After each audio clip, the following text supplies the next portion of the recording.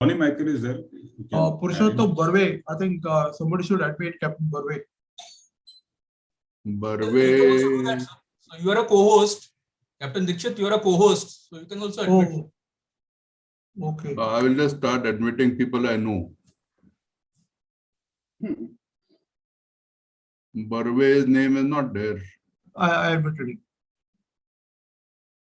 Yeah, he's already in.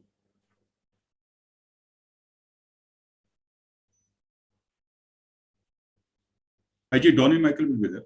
On the list. Purushottam Barve. I think Barve. I admitted Captain Barve. You are a co-host. Captain Dikshit, you are a co-host. You can also admit. I will just start admitting people I know. Barve's name is not there. He's No, already no, in. Sir. He's already admitted. He's already in. Is Kiran Kamath there? No. IG Donny. Kiran Jadhav. I'll admit Kiran Jadhav. Yeah. I admitted Captain Barve. Gurdeep, Mad, Gurdeep Singh, Glenn D'Souza, Glenn Anthony D'Souza, Giselle Pinto, Devakar. Ravi sir, can you hear? Who is Captain Martins and Captain P.I. Paul? I think Captain Martin is from MMPI Institute. I think I'll admit it.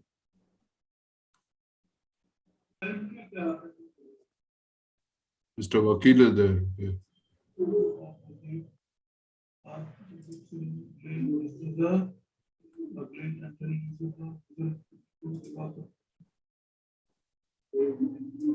Ravi sir, can you hear? Now, how do we inform the others to go to YouTube?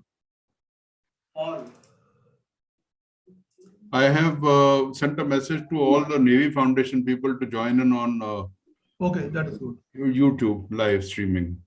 No, but those who are now in the waiting room, how will they know that? One message has just gone out. I saw that from Edwin Yeah, Natkan. we don't want to keep them waiting there. Otherwise, I can just click on the presently all those who are waiting, they can be all admitted at How once. do we inform the others? Yes, I think so. Because you have a scope to admit all of them. Yeah, suppose we admit all, let's see what happens. Sent a message to all the Navy Foundation people to I'll join in on As long as the speakers are in, YouTube live streaming. Should I admit all? yeah, let us see. I think it's worth giving it a try. One message has just gone out. I saw that from Edwin Natkan. Who might send an invoice later on? That's all. Yeah. Otherwise, I can just click on the presently all those who are waiting, they can be all admitted at once. Yes, I think so. Because you have a scope to admit all of them. Yeah, suppose we admit all. What about our own members, council members? I don't see Rajan's name anywhere. As long as the speakers are in.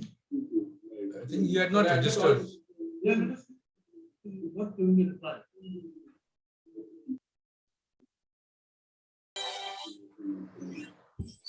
Rajendra Veer, no. Later on.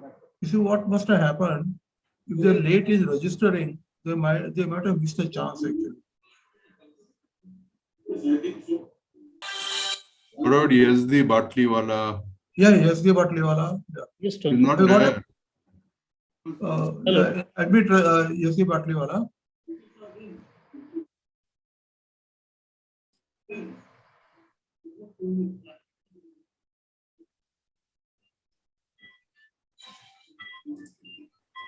Harkani Saheb admit all करून टाका.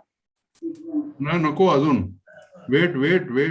Let Rajan and all register. Otherwise, he will not be able to come in Andre after that. Yes, sir. What about Tony, sir. Yeah, you have any problem?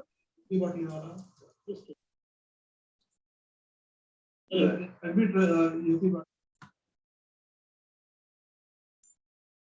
He's not there in the list. Okay. Just hold on. I got a call from Mr. Tony Fernandez. is not able to get in because he got a message that the meeting has reached the maximum limit. So only if some participants leave, then he will be admitted. He was there just now. Yeah, but he got cut off. He was there just now, but he got cut off.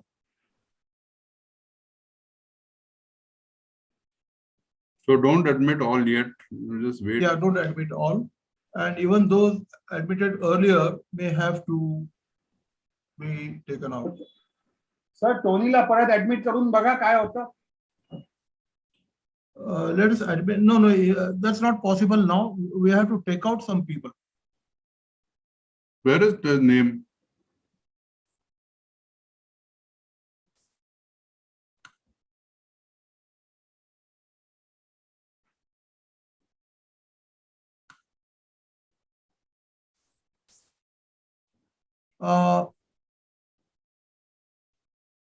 Mr. Praveen Kumar, can you hear me? Purushottam Barve, आपले Captain Barve का? Oh, Yeah, that is Okay, I'm going. Is he already admitted or what? He is already admitted. Okay. Yeah.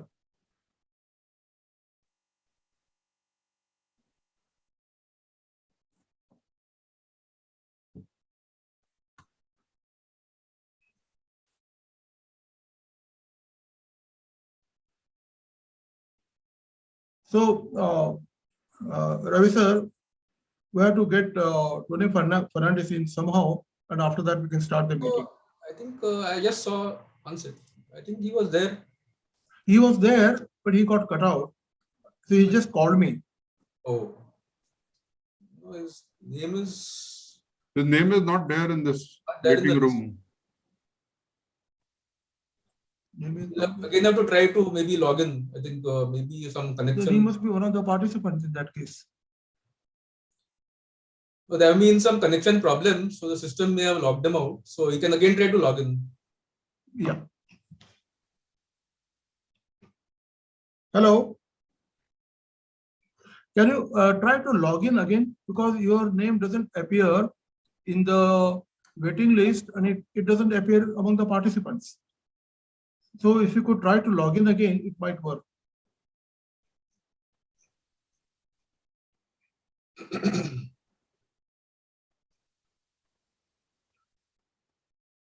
Okay. Okay.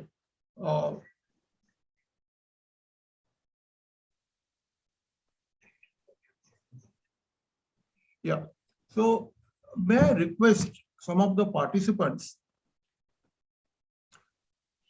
regretfully, of course, whether they could please switch over to YouTube, because one of the speakers has been left out as we have reached the maximum capacity. So I'll live from here. I'll go to YouTube.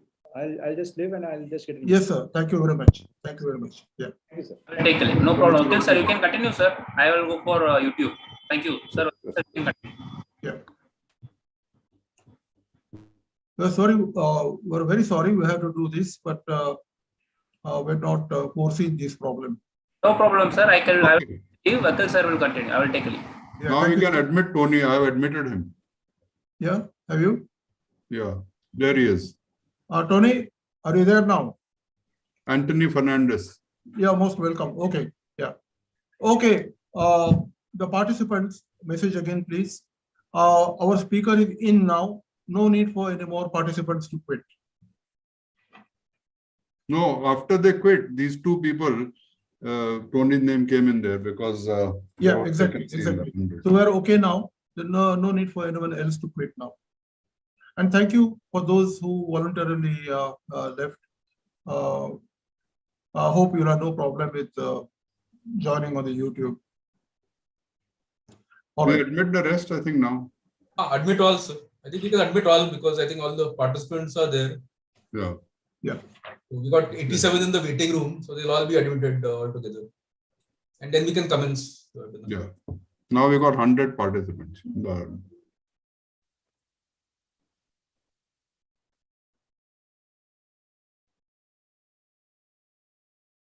So anyone still in the waiting room?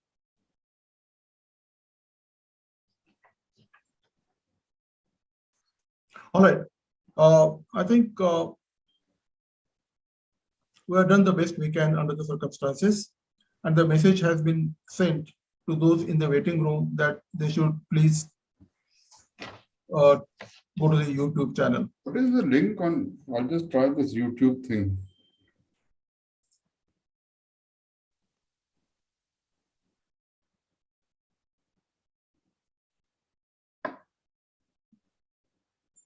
Admin Attorney, you could, when you have a moment, post the YouTube link on the chat so that all those. I've done that. I've done that. Okay. Yeah, Sudhir, let us know when to start the meeting. Yeah. Admin Attorney, please go Okay, ahead. I'll start the meeting. Good morning and a warm welcome to all of you for joining this webinar on marine insurance and beyond, theory, practice, and case studies. In fact, we are very heartened to see such a large participation. And in fact, we had to regulate your entry, and that's why I think this webinar commencement got slightly delayed. But I think we are now at maximum capacity. That's a very positive sign for us in the IMF. As some of you know, the IMF has been organizing such seminars as an annual event in years past until the year around 2019. However, for the last few years, we along with the rest of the world were affected also by this COVID pandemic and could not do so. So both last year as well as this year, we have decided to conduct these events as webinars, and hopefully in the foreseeable future, we may be able to shift to in-person seminars, which is a little more personal and more interactive. Now, today's topic of marine insurance is not something that is well known to most of the community, and I think certainly not to me as a former naval officer, despite my 37 years of experience. Nevertheless, I do feel that it is a very important topic because ships, as we all know. Excuse me, there are too many mics working. We cannot hear anything. 1 second. So I think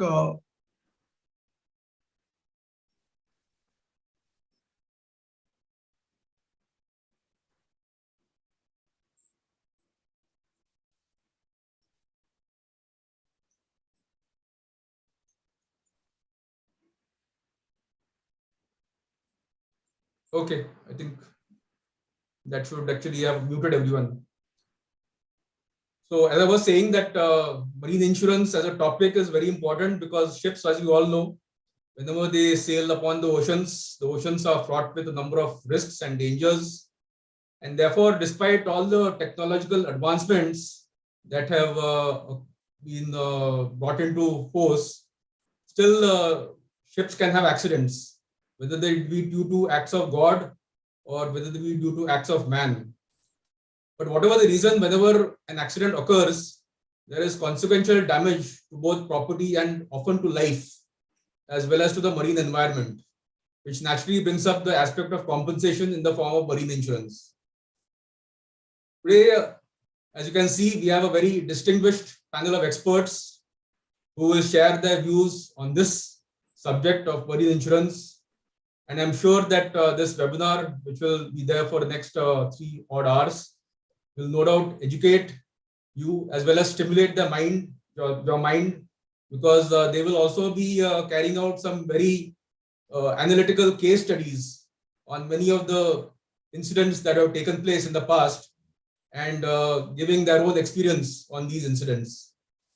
So without much further ado, I will say a few words about the IMF. Ours is a Pune-based non-profit organization which was founded almost 28 years ago by Commodore Rajan Veer, our former president, and who is now the president emeritus. The IMF is a voluntary organization which is run by a group of retired Indian Navy and Merchant Marine officers. And our main objective is to promote awareness of the ocean and to rekindle maritime consciousness and pride among the people of India, especially the youth. Before we commence the webinar, I would like to just flash a few points for the attention of the audience. Firstly, the audio and video of all attendees I have just muted on commencement. I have given the speakers and moderator co-host rights so that they have certain permissions which are over and above the regular participant. During the lectures, I would request that people avoid using the chat for making some general comments or sending emojis, and use the chat mainly for the question and answer session, which is at the end of all the lectures. And also keep the chat comments, as I mentioned, for the end. And during the question and answer session, you will be given the rights to unmute yourselves, and you may ask questions either in the form of raising the hand, which you will find under the reactions button, which is there in the main menu, just below the main screen, or you can type your question in the chat box, and the moderator will pick that up and pass it on to the panelist. The moderator will control the sequence of the question and answer. And other than the person asking questions, we request the others to kindly remain muted during that time. This is the program which I'm sure all of you must have got. We have started a little late, as I mentioned, and we hope to conclude this webinar by about 1 o'clock. And with that brief introduction, it is time for the welcome address, which will be delivered by Captain Anand Dixit, the President, IMF. Captain Dixit is a master mariner who has spent more than 40 years at sea. He has served with the SCI and several foreign companies, and was also in the cadets training program of the SCI. He has commanded ships of various types, including general cargo ships, bulk carriers, tankers, including a VLCC of about 276,000 DWT and 316,000 DWT. He has qualified as an accredited lead auditor for ISM certification, undertaken lectures at the Tolani Maritime Institute, and is a former chairman of the Company of Master Mariners of India, Pune chapter. At the IMF, he was at the helm of Seagull for 12 years and took over as the president of the Indian Maritime Foundation on the 7th of January 2020. With that, I'll hand over to Captain Dixit.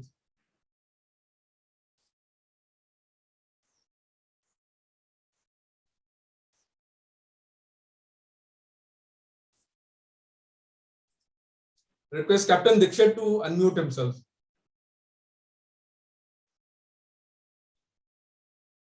Am I audible now?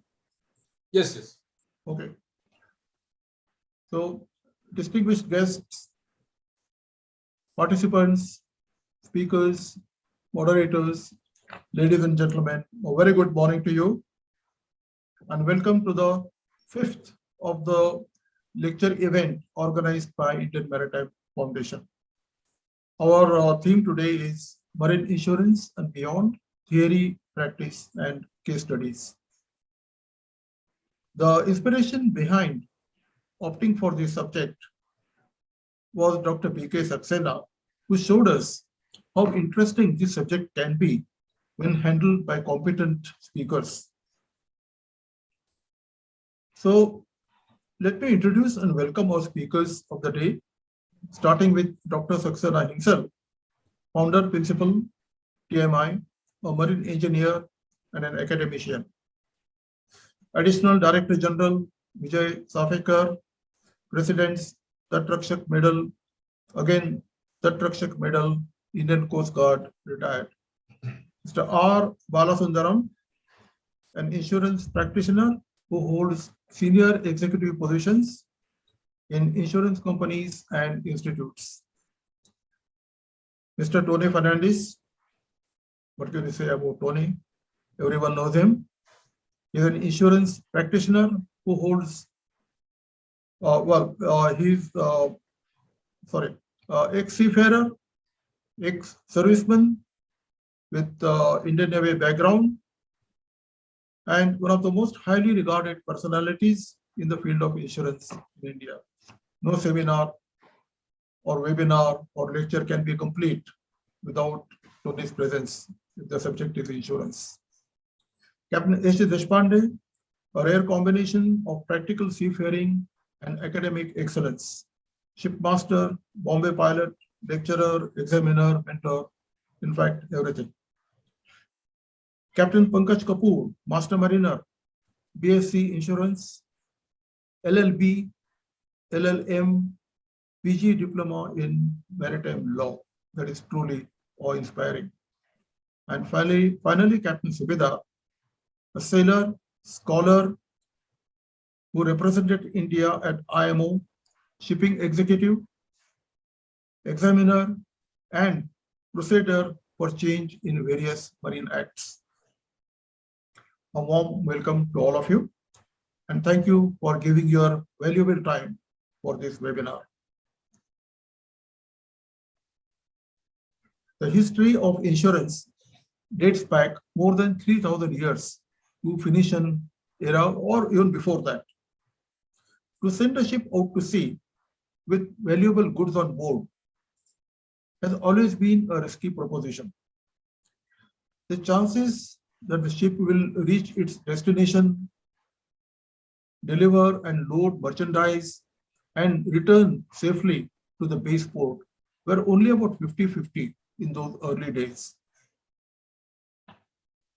So it is no wonder that a sea voyage was called a marine adventure, a term still used in marine insurance. In the relatively modern era of Queen Elizabeth I, there existed an insurance act. The preamble of that act is very interesting. I will read that out. It says that upon the loss or perishing of any ship, the loss should alight rather easily upon many men than heavily upon a few. Easily upon many men than heavily upon a few, and rather upon them who adventure not than that do adventure. In other words, people who are risking something must be protected from the loss that may be incurred. And the loss must be spread over a number of people who are participating in that particular marine adventure. Those words are as significant today as they were when first written. Without marine adventure, without marine insurance, the development of trade, which we witness today, would not have been possible. Advancements in science and technology have made modern shipping much safer than it was in the times of Elizabeth I, but perils of the sea still exist. The recent case of the car carrier Felicity S, which went down with something like 4,000 luxury vehicles, is a reminder that sea voyage is still a marine adventure. Whereas the traditional marine insurance was limited to compensating the ship owners and cargo owners for the losses or damages they might suffer, the civil marine pollution has introduced a new factor, the third-party liabilities, which sometimes overshadow even the main claims of damage and loss. It is argued, and perhaps quite correctly, that marine pollution is not an insurance matter, but more a P&I subject. But be that as it may, just consider the expenses involved following an incident of marine pollution. The cleanup cost, the civil liabilities arising from damages to the environment, damages to property, loss of revenue by third parties, civil penalties, criminal fines, and the legal fees. All that adds up to a formidable sum. Just to give some numbers, in case of Exxon Valdez oil spill, the cleanup cost alone was something like $2.6 billion.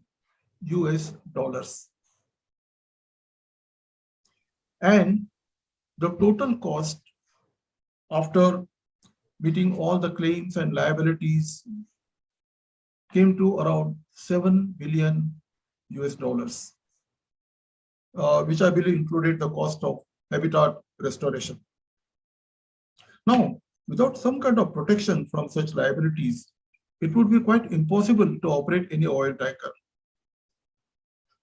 Our eminent speakers today will enlighten us on various aspects of marine insurance and IOPC fund.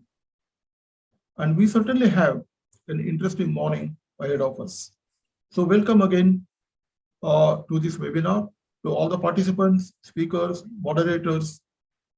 And with that, I conclude my welcome address. Over to you, Captain Subedar. Thank you.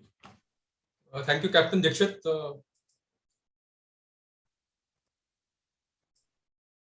We now move to the opening remarks, which will be delivered by Captain Sudhir Subedar. Captain Subedar had joined T.S. Dufferin in 1966, graduating with a first-class certificate. During his career at sea, he has served with the SCI and the Anglo-Eastern Company shipping companies, and also held several important shore appointments. He is a former director of the Ocean Sparkle Group of Companies, Hyderabad, and the Indian National Shipowners Association, the former CEO and president of the Indian Coastal Conference Shipping Association, that is ICCSA, a member of the Academic Council of Kolani Maritime College, and a warden, mentor, and ex-founder, president company of Master Mariners Pune. He is also an advisor, regulatory authority, Government of Assam, and a member of the Sea Ganga project, Ministry of Jal Shakti, as well as the Royal Institute of Naval Architects, International Ship Masters Federation, Company of Master Mariners of India, Institute of Quality Assurance, UK, Royal Institute of Navigation, Indian Maritime Association, UK, and the Governing Council of Logistics Skill Council, Chennai. He is a recipient of the EXIM Award, Award for Excellence by the Indian Sea Trade Kochi, the Sailor Today Media Group Award for exemplary contribution to Indian shipping, and has been twice nominated for the National Maritime Day Award. May I request Captain Subedar to deliver his remarks. Thank you, Admiral Natkani. Good morning, ladies and gentlemen. After lucid explanation of the webinar today by Captain Dixit, there is little for me to add on, given that we've started a little late. But I would like to put on record that we should pat our backs for developing and giving gift to the world the concept of insurance, the concept of spreading the risk in any given activity, which in the formal stage is at least 500 years old.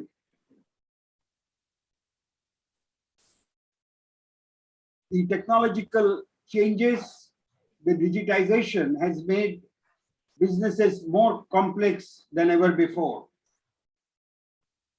But we are catching up with everything that is possible in terms of digital technology and replacing the old terms and paperwork. At the core of insurance, as was mentioned by Captain Dixit, is risk, and it's spreading as thinly as possible. Given the uncertainty and the loss of insurable interest, which could be anything between relationship of a thing and the insured. It must be established beyond doubt between the parties concerned in utmost good faith, so that risk is undertaken for maritime adventure, that is any voyage that takes people and goods across the oceans.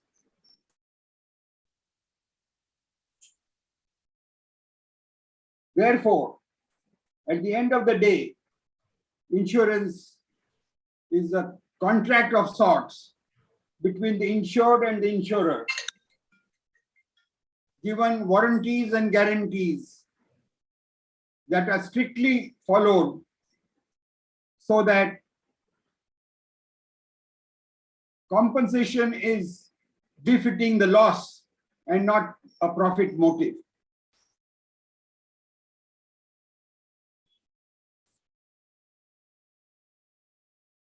Some of these in the modern times is going through turmoil.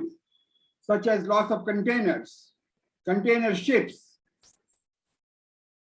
luxury cars ferried across seas, going on fire, collisions and groundings, where passage planning or otherwise is being questioned. If such a risks have been undertaken and established and evaluated. Over the next 2 hours, ladies and gentlemen, we will hear 4 speakers and summing up by Captain Pankaj Kapoor, the youngest amongst us at the panel, legal mind which is being used at all forums, nationally and internationally. And I hope that the speakers will tell us the theory, the practice, and the way forward, particularly for changes that are required to Marine Insurance Act 1963 and practices that are being followed thereunder.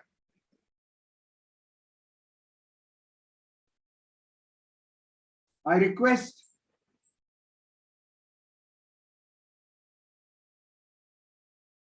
participants and 100+ delegates that are listening to this webinar to put their searching questions in the chat box and look forward to an interactive session at the end of the 4 speakers and before the summing up by Dr. Pankaj Kapoor. I now call upon the opening batsman to deliver his presentation. Dr. B.K. Saxena has been introduced by both the convener and the president of IMF. I might just add that he's been my colleague for 40 odd years. A par excellence trainer and trainee who is now going to deliver us theory and practice of marine insurance. Dr. B.K. Saxena, please.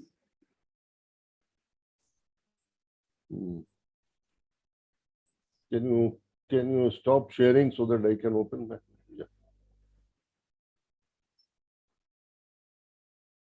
Yeah. Thank you, Captain Subedar. Can you hear me clearly?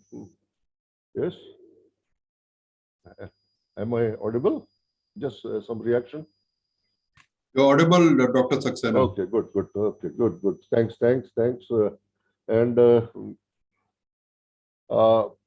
I remain a student actually, and more so a student of marine insurance.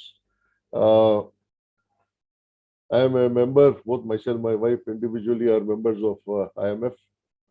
So I'm happy to be here, and it's great that I've been asked to talk on a particular topic which is quite close to me.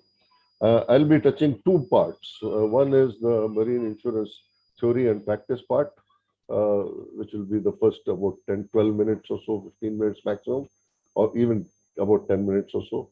And then remaining 20 minutes will be on Ever Given, which is the one which has shaken the world.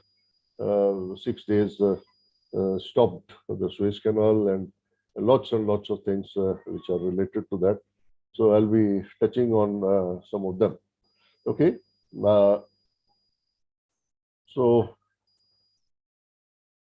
Marine insurance, how is it different by other insurances?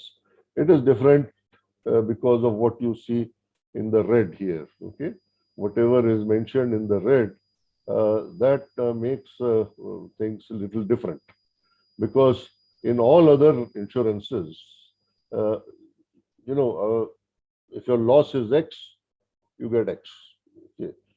Suppose you insure your car for 5 lakhs on 1st January, and if your car is gone, stolen after 6-7 months, you will not get 5 lakhs, you will get 5 lakh minus depreciation. Okay, because that is your loss on that particular day. Okay, but shipping is like different. Okay, marine is different. Not shipping, but marine is different because the extent is already agreed. Okay, the extent is already agreed. So if it is agreed that the value of the vessel is $10 million, anytime during the next 12 months, if it goes down, full 10 million will be paid. Okay, and the manner can also be, you see. So there is a mechanism which is called new for old. So if the loss is, an old auxiliary engine which is 10 years old is damaged, hull underwriters will give a new one. Okay, so that's what makes the marine insurance little different. And this is the definition as per the Marine Insurance Act of India, which is very similar to the Act of 1906 from UK. Okay. Now, what all comes in marine insurance? You see, first is obviously the vessel, then cargo. The freight can also be insured because the freight can also be quite a bit, and the freight can also be at risk. Liabilities, extremely important in any operations, and marine operations, of course, very critical. So different parties, whether it is ship owner, whether it is charter, whether it is manager, different salvors, they can become liable, and therefore they have liabilities and which can be insured. You have war risk. Okay. Recently, I mean, in fact, it's still going on. One of the Bangladesh vessel is gone, and the claim is $22.46 million. So that is the war risk insurance. Then the legal cost insurances, that is the freight, damage and dispatch, loss of hire and earnings, and finally kidnap, which is with respect to piracy. Okay, out of this, at least some of them will be coming into for discussion when we talk of ever given. There are certain principles of insurance. I'll just rush through this very, very quickly. First is insurable interest. What it means is anybody who is buying insurance must have interest in that. What kind of interest? Financial interest. That means if that thing remains, he's satisfied. If that thing gets damaged, he feels financially suffering. Then he has insurable interest, and therefore he can or she can insure that particular thing. Indemnity is, as we have already discussed, the amount of compensation, the assurance which is given by the insurance company that what if you have a loss, what is the maximum we will give? So that is indemnity. Utmost good faith. Whole insurance works on this utmost good faith. Hundreds of insurances are taken all over the world. Nobody comes from the underwriters to have a look at the risk. Okay, everything is done just on whatever the insured says. Okay, so that is a very important principle, and I'm going to come back to this in just a few minutes. Proximate cause, that is the root cause, the main cause which has started a chain of events which finally led to loss. And finally, subrogation. Subrogation is, you see, when somebody's property gets damaged by Mr. A, for example, the property owner has a right to claim from Mr. A. But if he claims or if he chooses to claim from his insurance company, that right to claim from the party which has caused damage gets subrogated to the underwriters. So that is called subrogation. Okay. There are 4 other terms which we will just rush through. The first one is assignment. Assignment means transfer of a valid insurance to another party which has now become the owner or which has now got the interest. In hull insurance, in the ship insurance, this is not permitted, this is prohibited. Cargo insurance, it is a requirement because the ownership changes when the cargo is going from seller to the buyer, and therefore assignment has to be there, but hull insurance cannot be transferred. Deductible is an amount which is agreed by the insured and the insurer, and up to that amount, there is no insurance. It is something like a retention of risk, or you can call it as a self-insured. Warranties is another very important part, and just now it was referred also. Warranties are the promises which are made by the insured to the insurer that this 12 months, this will be done or this shall not be done. For example, a very simple thing is that the vessel shall remain in class for 12 months. Okay. Or vessel shall not go north of 70 degrees. Okay. So these are examples of warranties. Or the ship shall be seaworthy or shall be operated for legal purposes only. And then, of course, we have losses, which I'm going to show you now. These are the type of losses which are insured. The first one is the partial loss. That means when that thing is partially lost or partially damaged. Total loss could be actual. That means either that thing is missing or there's no way we can get it back. Constructive total loss is when we can get the ship back, but the cost of removal, cost of taking to the dry dock and repairs, etc., increases or estimates are higher than the insured value, then you declare it as a constructive total loss. General average is the average means loss. The general loss, that means any action taken to make sure that the adventure continues. Such kind of sacrifices and expenses are shared by everybody, and that is called general average. Salvage, of course, is quite simple. And sue and labor. Sue and labor means any action taken to minimize or avert a loss. Okay. So if it is done reasonably, the underwriters would pay for that. Okay. Again, some of these will be coming in when we talk of ever given. Okay. Captain Subedar talked about the Insurance Act. Okay.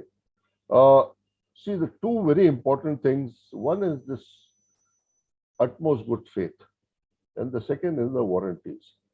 Now, as per the Insurance Act of 1906 of UK and also our Act of 1963, if there is a breach of utmost good faith, the underwriters can avoid the claim. If there is a breach of warranty, they can they obviously they will not pay. So there's slight difference between the two of them. Now, the Law Commission in UK called this as a draconian law, draconian act, because if the warranty is broken and that has not caused the loss, still underwriters are not going to pay for it. Okay. So in UK, they brought in a new act called Insurance Act, and they made some changes. Okay. Which provides, at least some relief. Okay. I had made a presentation 2 months back in IMEI, and at that time people said that yes, in India also we must have, but there is no use of changing only this act, because what we have today is applicable to all insurances, and each one of us take insurance. Okay. It may not be marine insurance, but you take insurance of house, you take insurance of your car, your property, etc., etc. And therefore, we need a brand new Insurance Act, not just the Marine Insurance Act, but an Insurance Act like what UK has done.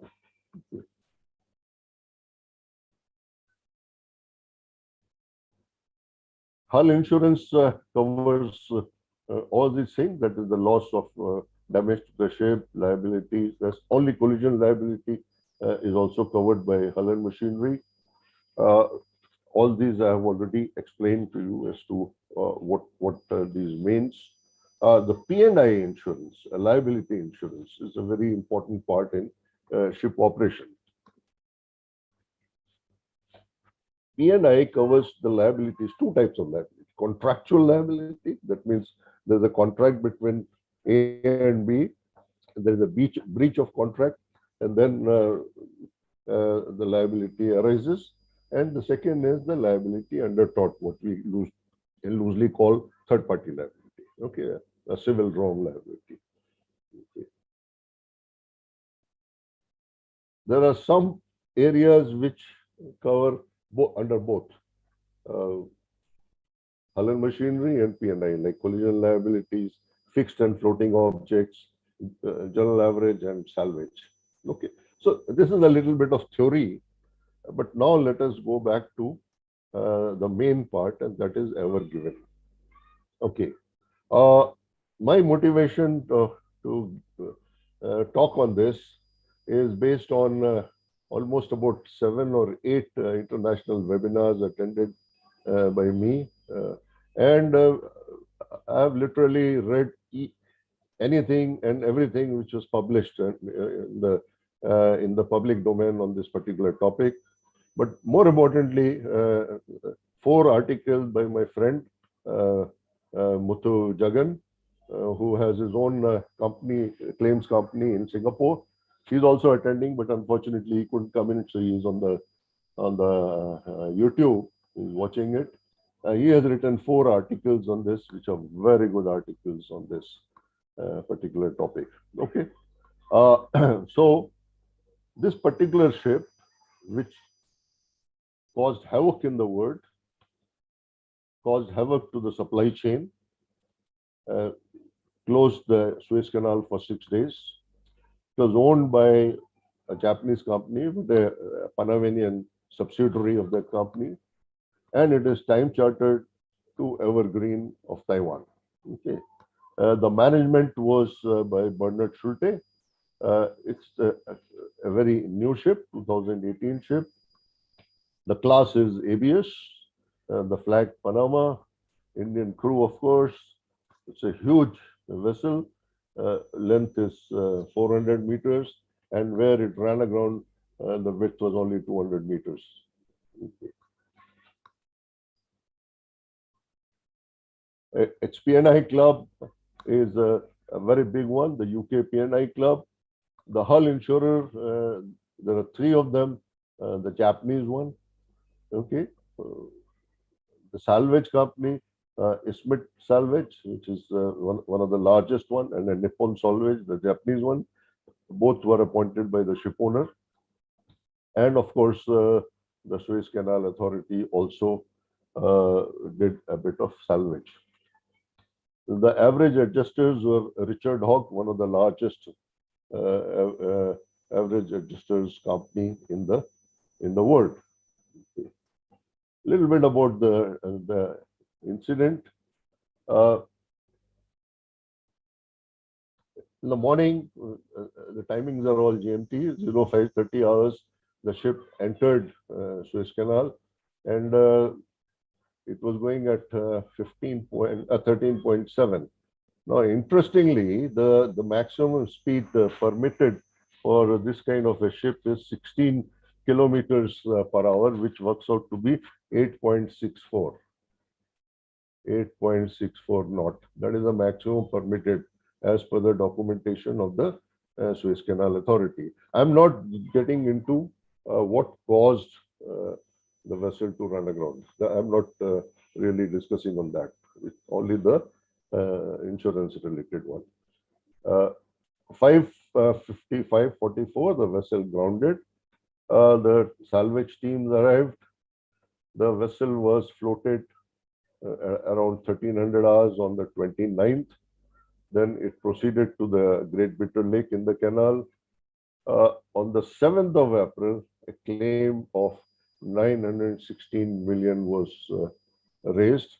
which covered four things. One was the cost of the salvage. Number two, the damage to the canal. Number three, loss of reputation. And number four, loss of earnings. Now, that itself is an indication because when this happened, there were almost about 400 ships which were waiting on both the sides. But when the canal opened, all 400 passed. So they've all paid to the Suez Canal Authority. So how is that the Suez Canal Authority lost so much of money? Okay, of course, some people, some ships which were near Sri Lanka or something, when they realized, they would have gone around the Cape, okay, and vice versa. But definitely this claim was highly padded up. Incidentally, the value of the cargo is somewhere around 550 million and another 25 million for the containers. Okay, so that is the value which was there on the ship. The claim was much higher than that. Okay. The ship was arrested by an order of the Egyptian court on the 13th of April. Okay, the appeals were made and appeals were rejected, and again the matter went to the court and again it got rejected. And some very interesting things came out, especially by an Egyptian lawyer from Alexandria, who very openly said what really transpired on the bridge that time. Okay, but I'm not really going into that because, but that is very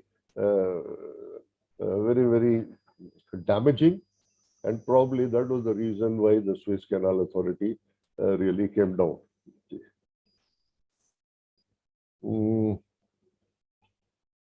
So finally, on the June 3rd, they said they will reassess. Some kind of an agreement was reached, and finally the solution was reached on the 4th of July.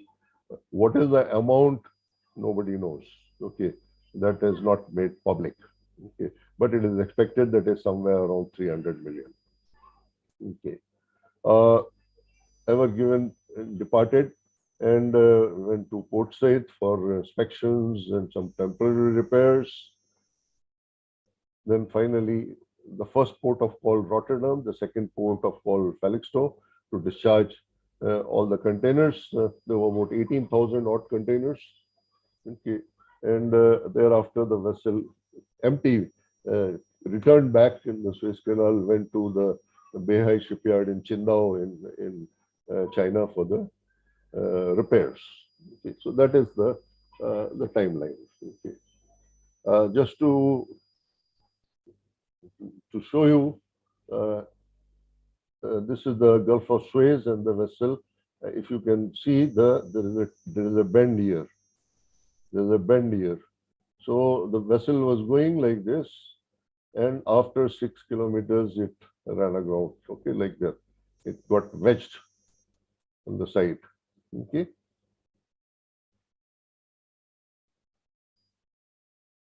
Some photographs. This is a satellite photograph. Okay. Some very interesting photographs. You can see the desert and okay. Anyway, now what I'm going to show, you see, insurance only comes if there is a loss or if there is a liability. Then only the insurance comes. Otherwise, the insurance is not. Okay. So we will have to see first which are the parties involved and what are their relationships. Okay. So the first party is obviously the ship owner, which is a Japanese ship owner. And the claim was, or the claimant was, the Suez Canal Authority. The relationship between them is the user agreement. Any ship which crosses Suez Canal has to have that. Okay. The ship was on time charter to Evergreen. This is on time charter. Okay. The ship was also having a hull and machinery insurance with the the three companies. So that is the hull and machinery policy. So that is yet another relationship. Okay.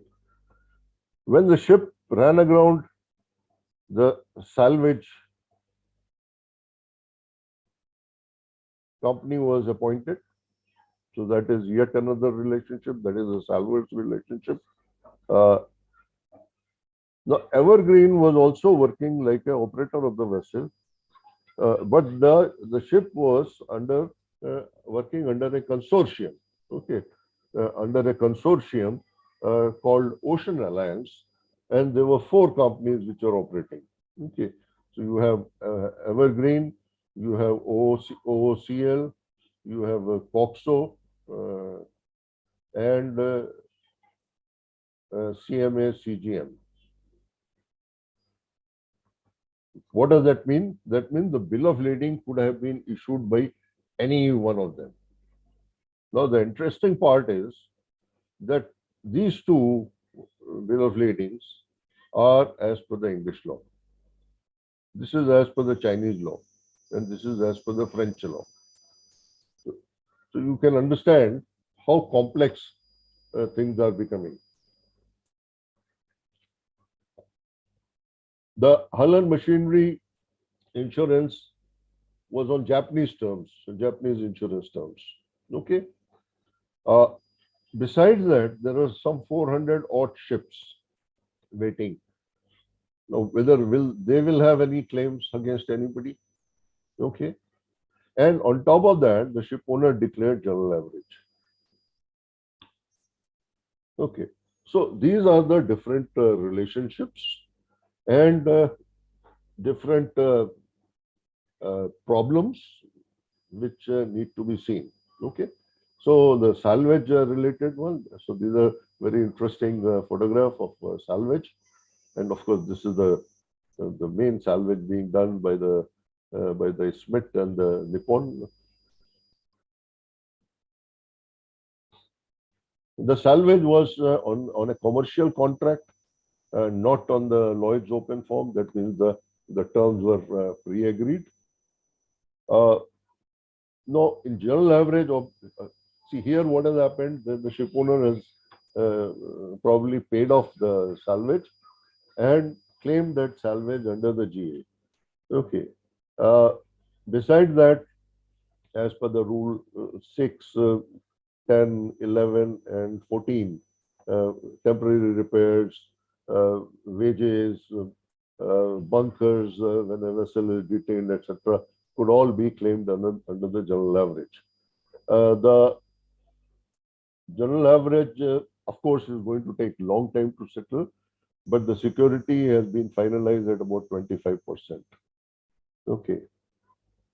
Now, general average, there are certain rules, York Antwerp rules.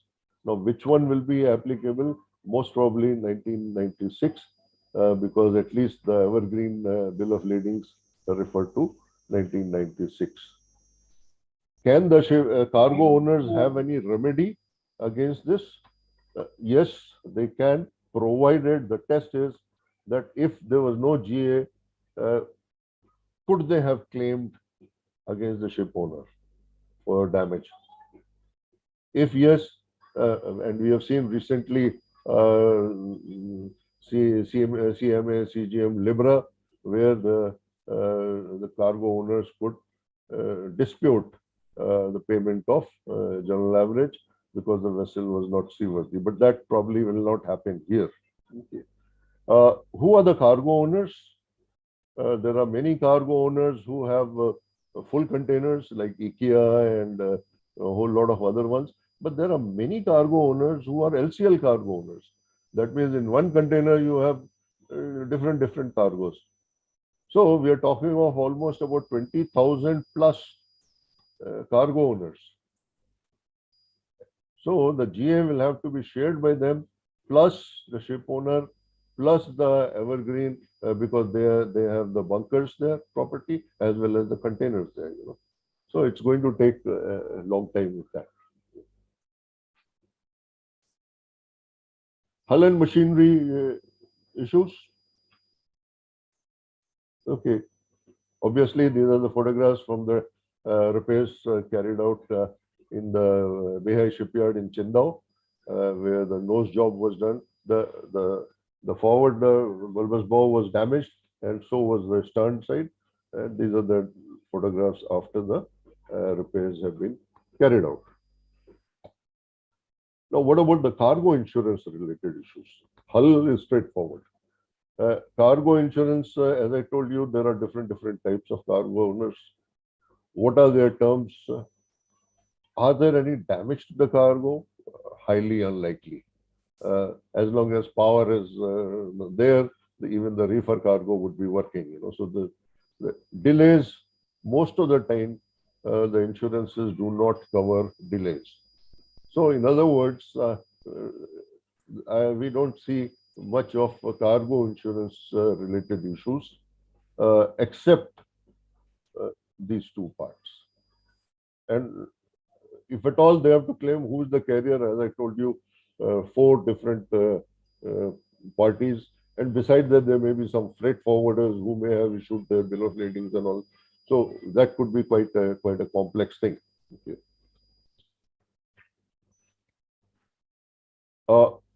Almost about 25%, 30% of the cargo is not insured. What happens to that? How are they going to pay for it? Okay, so that is going to be another issue. Of course, it is all sorted out.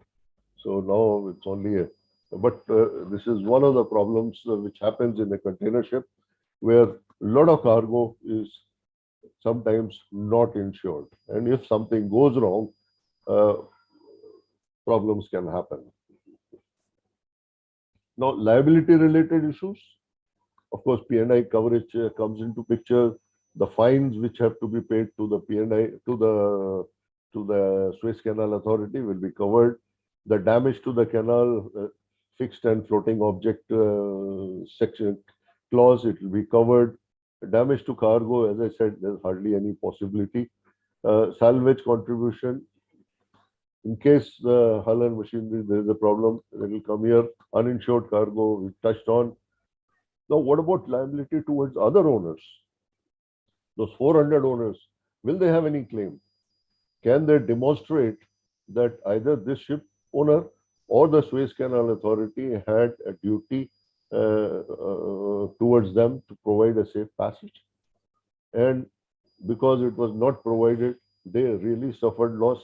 So in that case, they may have a loss, but again, not very easy. But charterers, yes, charterers issue can come into because of the contribution, GA contribution, because the charter being the evergreen, they will have to pay the GA contribution based on the value of the bunkers as well as the containers, which is about $25 million worth of containers. Are there any reinsurance issues? Yes, the hull and machinery definitely will have a facultative reinsurance.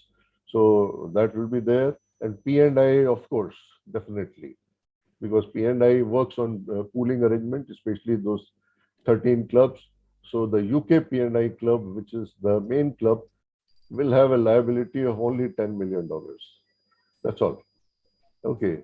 The remaining 90 million will come from the pool, and or above. Suppose it is a 300 million.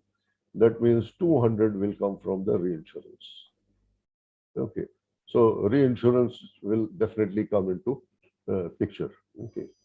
So these are the different, just one accident has caused so much of problem. I'm not talking about disruption, but purely from the insurance point of view.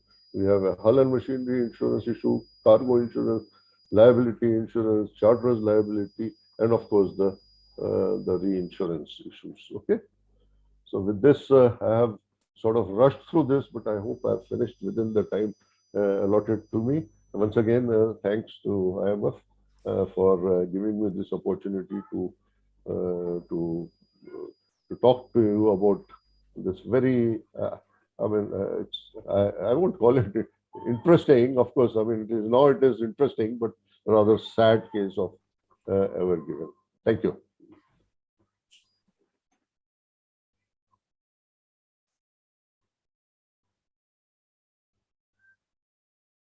Thank you, Dr. Saxena. I now call upon ADG Safekar of the Indian Coast Guard to tell us, going beyond insurance claims, in particular, protecting the marine environment, a cover that is over and above insurance loss. Over to you, ADG. Thank you, Captain Subedar.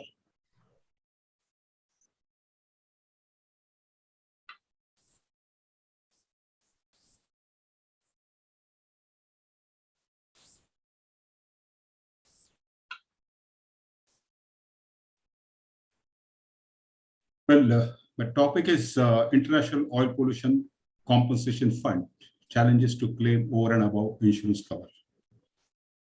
I would like to approach this topic from national perspective. India has exclusive economic jurisdiction in the maritime zones measuring over 2 million square kilometers, and there are maritime safety interests beyond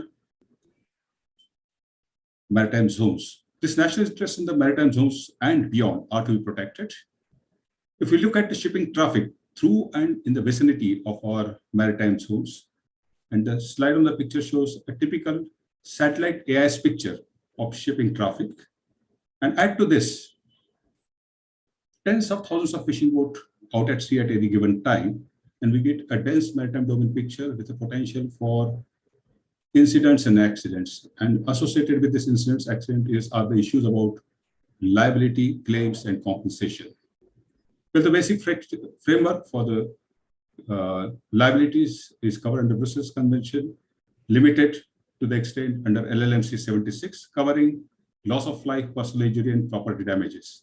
The extent of compensation available under this is of the order of $20 billion. But a Tory Cannon incident disaster opened the eyes of the world to the pollution damage consequences, the huge economic consequences, what Captain Dixit had said about the third-party damages, which are to be compensated for. Well, the available compensation under existing regime was grossly inadequate. So there were two concerns which were triggered. One was about the tanker safety, that is prevention of pollution from the tanker, which was addressed by MARPOL 7378.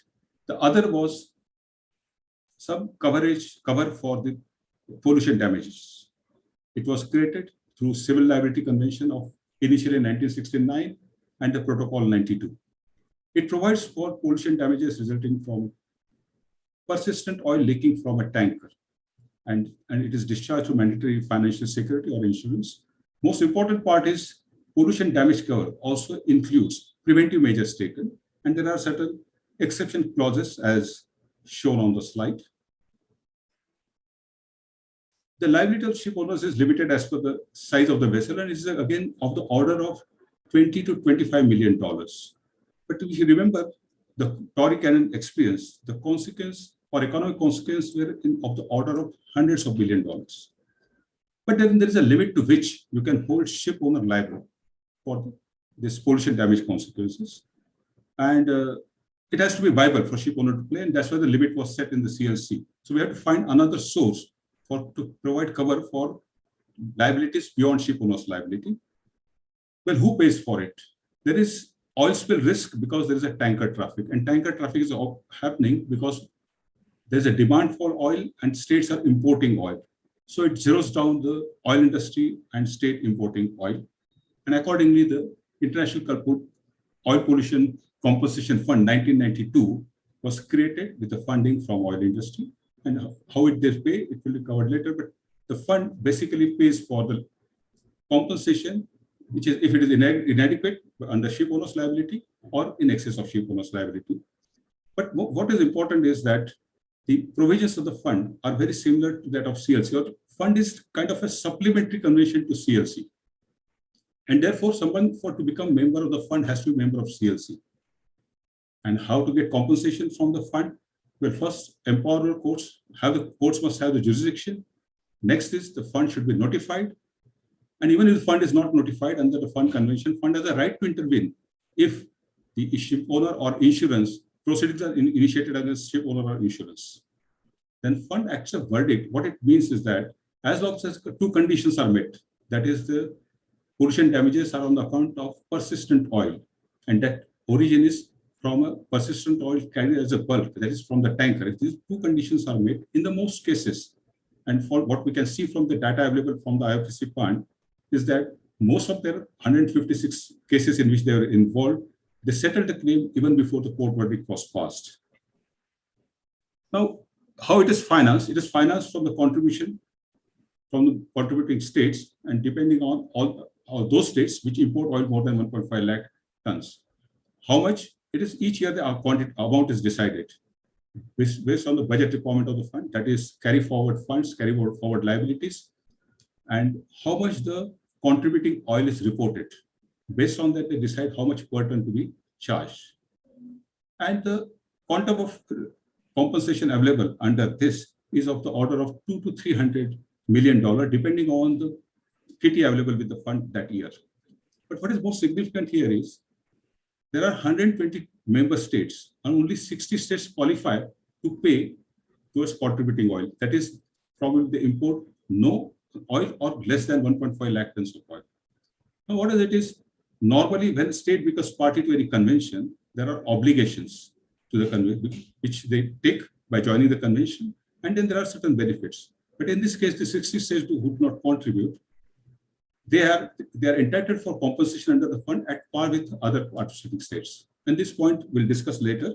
But for now, Erika spill changed something else. It saw to that the total compensation available from CLC, that was about 20 million, and together with the fund, about 200 million, was still not sufficient because the claims exceeded their 600 million. So certain states who thought their risk was much more and it needed to be covered, they pursued, and we have a supplementary fund of 2003. Here again, the contribution is by oil importing states. However, the key point here is only the member states who pay, they get covered under supplementary fund, and the quantum of cover available is up to $1 billion. And there are, as of now, 32 member states, and India is not. Why particular state will choose to be part of, part of fund or CLC or supplementary fund, that will be brought up later. But simple case studies which are there. We have a prestige spill. This tanker was leaking oil in the November 2002 off Spanish coast. The response strategy of the Spanish government was to tow away the vessel from their EEZ. However, about 140 miles, the vessel broke into two pieces, and nearly 63,000 tons of oil, which was floating, viscous oil, floated onto the shores of Spain and France. The claims were so huge that the fund and the insurance had to set up offices in these two countries. Limitation under CLC and that put together with the fund was 170 million. However, this claims piled out to almost $1,000 million. Here, how it was worked out was the fund, insurance, ship owners, and the state government, they sat together and decided to scale down the requirement of the compensation to realistic level. And as I gather from the IOPC fund, the French government offered to stand last in the queue for the cleanup cost or whatever the state government invested to deal with this spill. And that is how finally the amount was brought down to 573 million and 30% pro rata payment was made. Looking at the incidents in India, we prominently remember MSC Chitra, which was really created havoc of Mumbai in 2010, and thereafter Rak area. It was not so significant of Mumbai in 2011, but both the spills were bunker spills, and therefore fund was not involved in this. Empty Don Conchipuram, which was a collision in 2017 of Ennore port. Again, it was a bunker spill, but the 1992 Fund Convention covers a bunker spill from an oil tanker. However, we find the way this case was done, the fund was not notified, but all the claims pertaining to Coast Guard, Ennore port, and state government, as far as the information available, they were settled. Coast Guard and Ennore port were settled in full, but this issue remains why the fund was not involved when the bunker spill from a tanker is covered under 92 fund. There is one case, only one case in this, in which IOPC fund was involved, was MT Pavit case. The vessel ran aground of Mumbai and it was in dangerous situation. There was oil, bunker oil in it. On the instruction of DG Shipping, salvors removed the oil. refloated the tanker and it was towed away to the port. The point was whether fund gets involved in this, because there was no, the vessel was unladen, there was no oil, crude oil in it. However, whatever the residues were available, they were sent to the test to the lab in London, and they were of the crude oil. So the fund in principle agreed that the conditions are met, that vessel actually carried, it doesn't matter how much quantity, even if it is smallest of the quantity, crude oil, and it was a tanker. From this, there was a risk.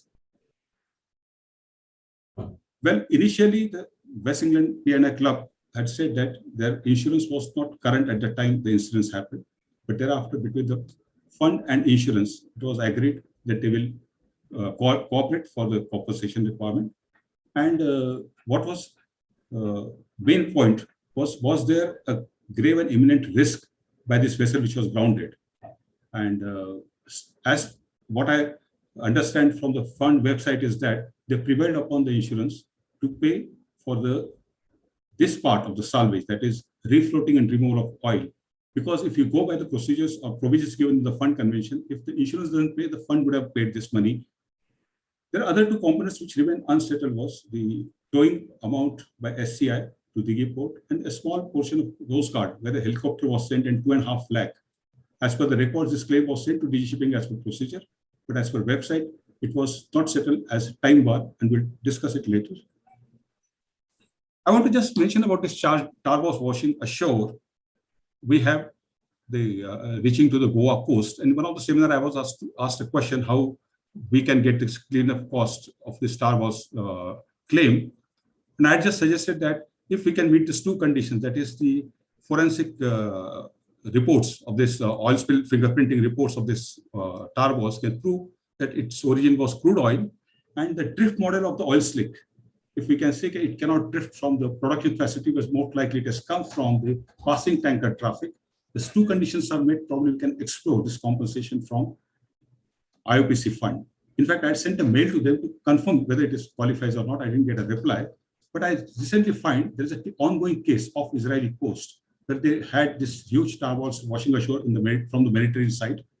They did exactly, they carried out a test to show that this origin of this tar barge is a crude oil, and then they further proved that it is unlikely to be from any other production facility but the passing tankers. And IOPC fund website shows that this claim is being considered for settlement.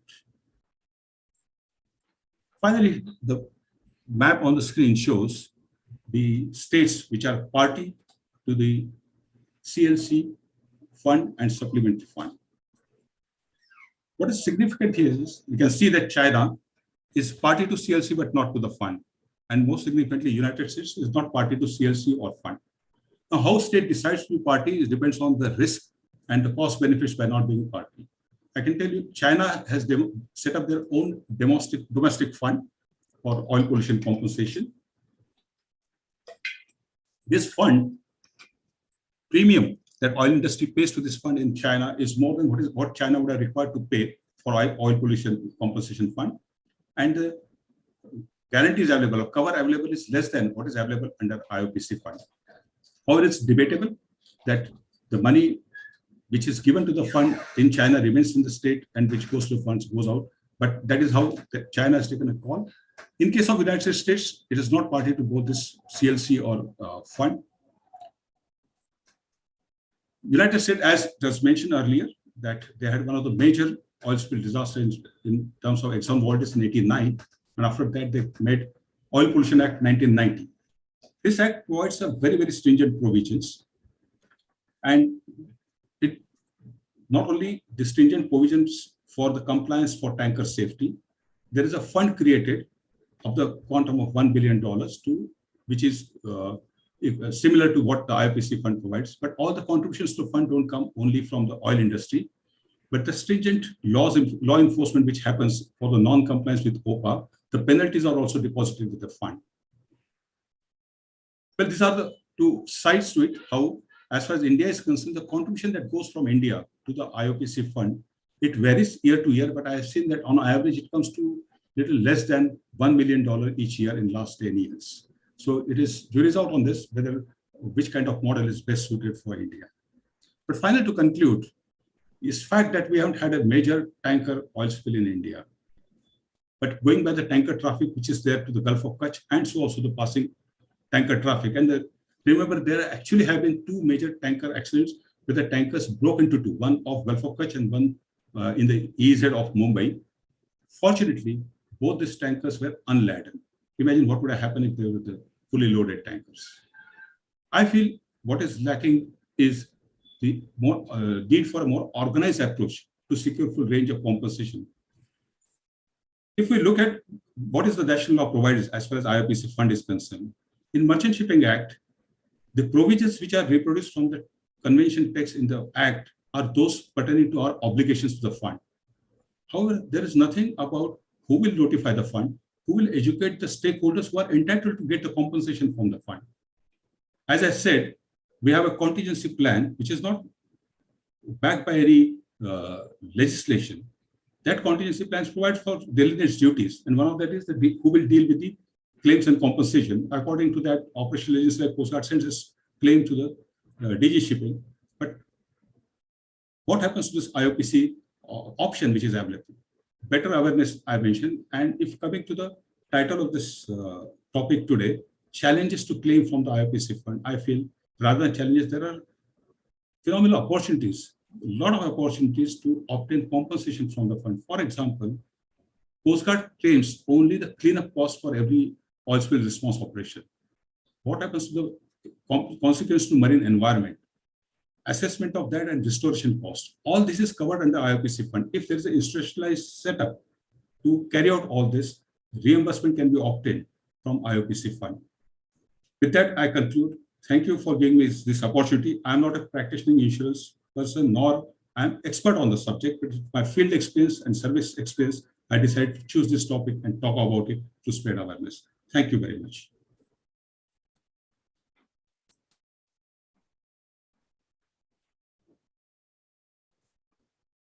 Thank you, Zafekar Sahib. It's been overdue that in India, we get very little back from the IOPC fund for more than 30% of contribution globally that comes from the import of oil to India. Awareness is the key to propel towards claiming under the IOPC fund, provided there are measures that can be demonstrated with proof of cleanup and livelihood enhancement. Said that, I now call upon the next fast bowler, popularly known as Brother Tony Fernandez, to tell us about marine insurance in particular, hull and machinery, and domestic shipping. Over to Tony, please.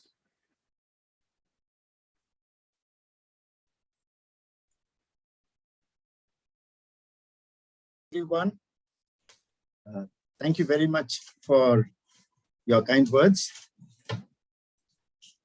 And I would like to put my presentation up, so I'm sharing the screen.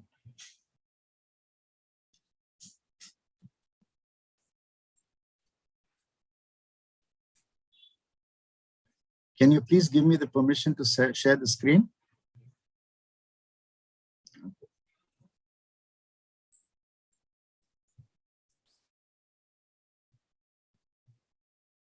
You have permission, sir.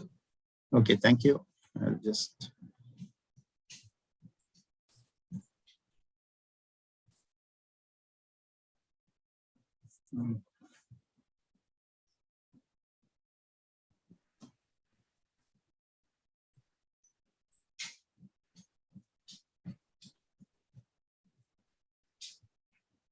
You will have to go to that particular window, sir, where your presentation is.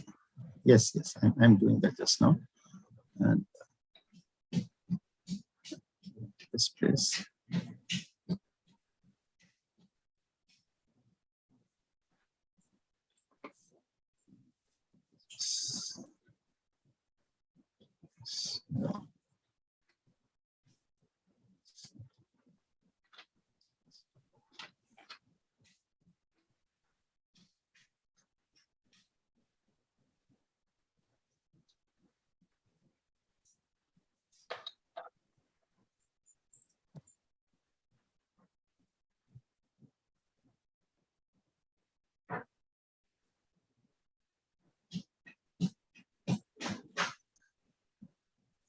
Is it visible now to everyone, please? No, sir, we are only seeing the file explorer, sir. You have to open the presentation wherever you have. Yeah, I've opened the presentation. Are you not able to see it? No, sir. No, sir. We can see it now. You can see it. It's visible. Your presentation is visible. Okay. Right. So, namaste and welcome to everyone. I'm most grateful to the Indian Maritime Foundation for having invited me to share my thoughts on marine insurance today. I wish to simply ask a question on what's the state of marine hull insurance in India today. Is it afloat or is it aground? And before that, I would like to make a disclaimer that the issues discussed in this presentation are based on facts personally known to me and which I believe to be true. No names of persons, businesses, ports, places, or vessels will be mentioned, except for the case study, which is in the public domain. The purpose of the sharing is to create awareness of the challenges and concerns relating to marine hull insurance in India and is not a criticism of any entity. The views expressed by me in this presentation are mine alone and do not necessarily represent the views of the organizers, the sponsors, or any other persons or entity connected directly or indirectly with this presentation. So I would like to cover a brief introduction and the objective of this presentation, a brief history of marine insurance in India, marine hull insurance underwriting and the challenges, marine hull insurance claims and their concerns, and speak about the case of the very large oil and ore carrier Arun, which was a vessel which was broken up in Alang and which was the largest vessel ever to be broken up. And last but not least, we'll have a summary and conclusions. So first is a grateful acknowledgement to the Indian Maritime Foundation for having invited me and for the kind words said by Captain Anand and Captain Subedar. There is a need to speak up. And this need to speak up is because we all have responsibilities, and these responsibilities are in direct proportion to our involvement and our professionalism. And therefore, sometimes, although unpalatable, it becomes a duty to highlight challenges and concerns. So we will reflect on the past, the present, and have a peep into the future, which is the way forward. We'll talk about continuous professional development through learning and sharing, which is the need of the hour, and a wake-up call for action with specific reference to marine hull insurance. Last but not least, we'll suggest an action plan. Professionals blend theory with practice. Theory is thinking, opportunities to use theory to enhance practice, and practice is doing, the opportunities to practice, to reinforce and redefine theory. And this is a continuous process, and which is what professionalism is all about. And this is adapted from Neil Thompson's Theory and Practice in Human Service. Creating awareness by speaking up. Silence becomes cowardice when occasion demands speaking out and acting accordingly, says Mahatma Gandhi ji. Awareness is all about restoring freedom to choose what you want instead of what your past imposes on you, says Deepak Chopra. So caveats for speaking up. Let us look not back in anger, nor forward in fear, but around in awareness. You have to speak your mind, but without being cruel. And if you speak up, be ready to back it up. Otherwise, just shut up. So these are the foundations or the basis on which this presentation is made. And all that I say, I have facts to back up if and when necessary. The objective of this presentation is to explain the background and history of marine hull insurance in India from ancient times to the present day, to highlight the challenges faced in the underwriting of marine hull insurances in India, both for ocean-going ships and inland vessels, to discuss the concerns in the processing of marine hull insurance claims and the reasons for the same.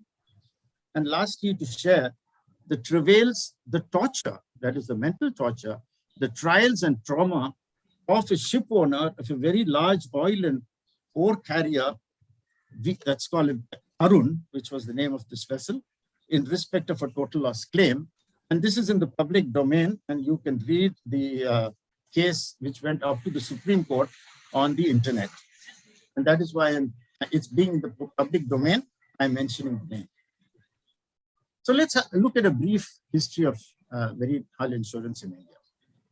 There are many Indian references to transfer and sharing of risk, whether it's in the Tirukural, which is the Tamil epic, or in the Arthasastra, or in Manu's treatise. So whatever these great historic Vedic references are rarely mentioned in textbooks around the world, but India being a maritime nation, there was always references to concepts of maritime aspects, including bottomry, respondent shear bonds, general average, maritime salvage, etc. in our ancient texts. Early insurers of Indian sailing ships 150 years ago were the grain merchants and oil merchants of Porbandar. And their risk assessment was one simple question. When the freight brokers went to them, asking them to insure sailing ships, they just asked a single question. Tandel Konche, meaning who is the master? And on hearing the master's name, they decided whether to accept that risk or not. Till about 60 years ago, Indian insurance policies had the name of the master inscribed in it. Those days are gone.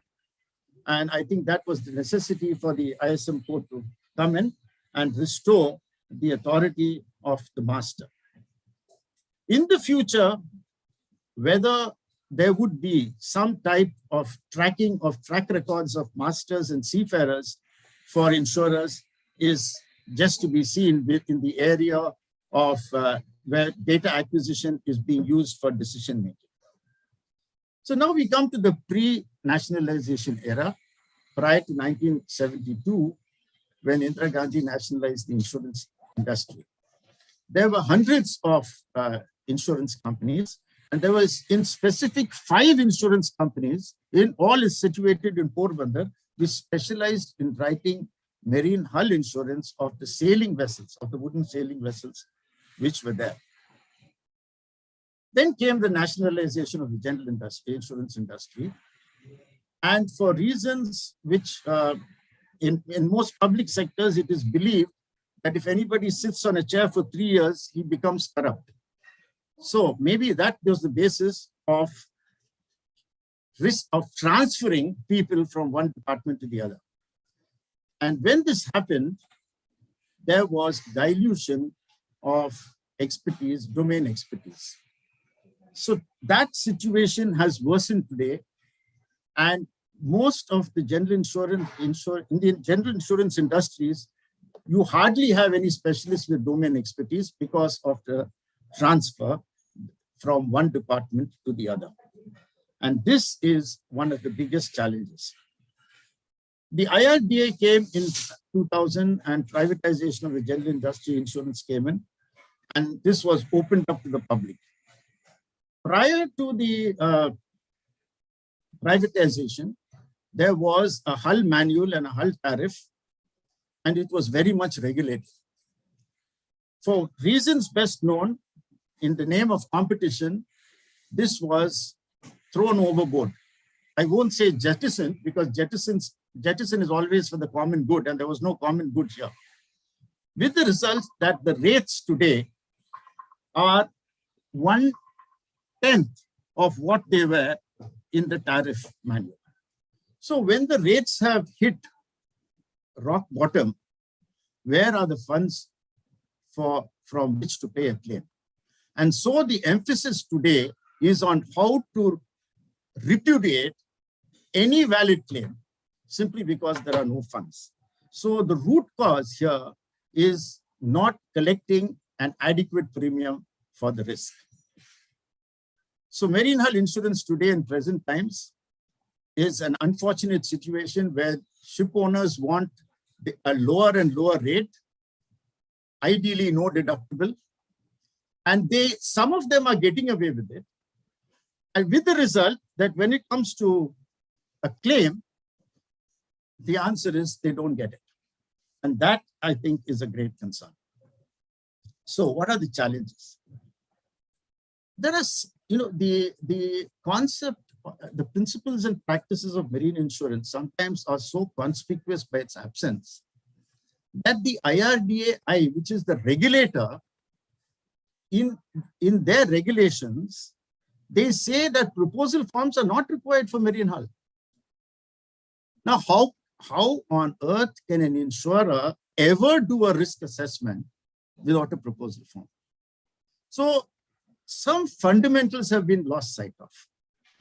Now, as mentioned by Dr. Saxena, the Marine Insurance Act 1906 has been in a way amended by the Insurance Act of 2015, and we are talking about the English Act. And so some may wonder, why are you talking about the English Act when we have our own Act of 1963? Well, the answer is, except for inland transit, all other policies, whether freight, whether hull, or whether cargo, are on institute clauses. And institute clauses are subject to English law and practice. So we are in a very clear situation that whilst the policy form says English law and practice, our own Indian Insurance Act of 1963 remains unamended. And that is where Captain Subedar has voiced his concern and has said that it's high time that we all put our heads together to bring about a change, or to at least incorporate the provisions of the Insurance Act 2015 to amend the 1963 Act. Insurance premiums, the absence of guidelines and tariffs, which I mentioned, and the present rates, as I said, are in the region of 10% of what they were 20 years ago. Valuation issues. The IRDA is completely silent on licenses for valuers, but insurers insist that an IRDA surveyor has to give a valuation.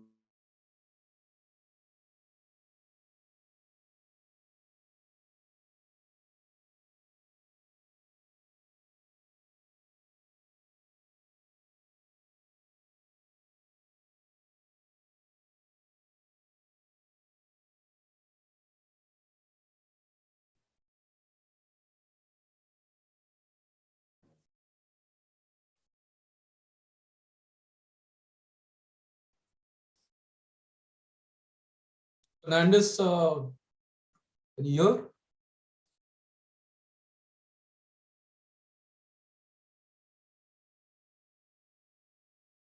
Mr. Fernandez, if you can hear me, you can try logging out and again logging in. So I think there's some connectivity problem.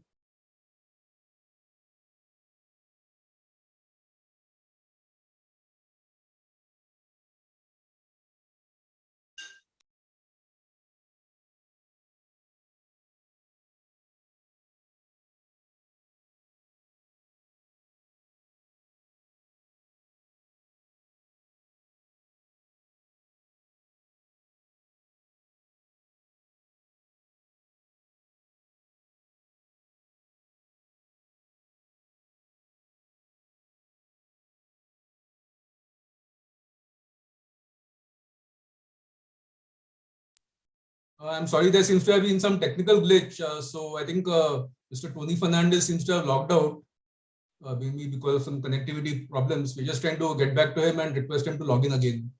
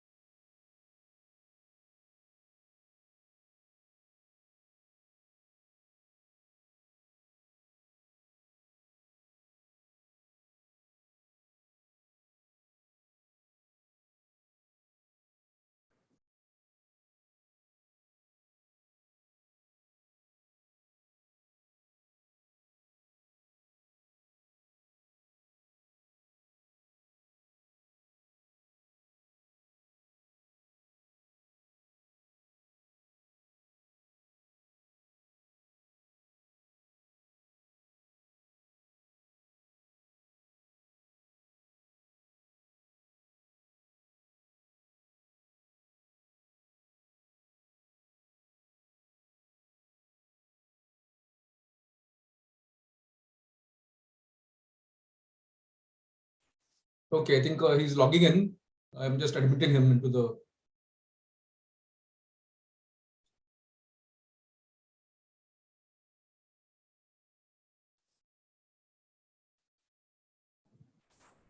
Mr. Fernandez, I think we lost you for a minute. You Yes. can again resume your presentation. Yes, yes. I'm sorry, there was an internet failure here. My apologies. I'm resharing the screen.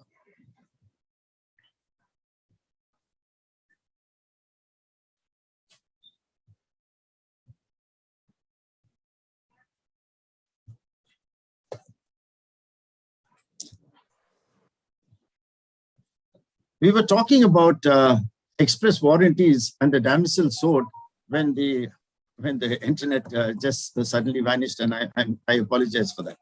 Now, warranty wordings were very clearly written and in the hull manual, which is no longer present.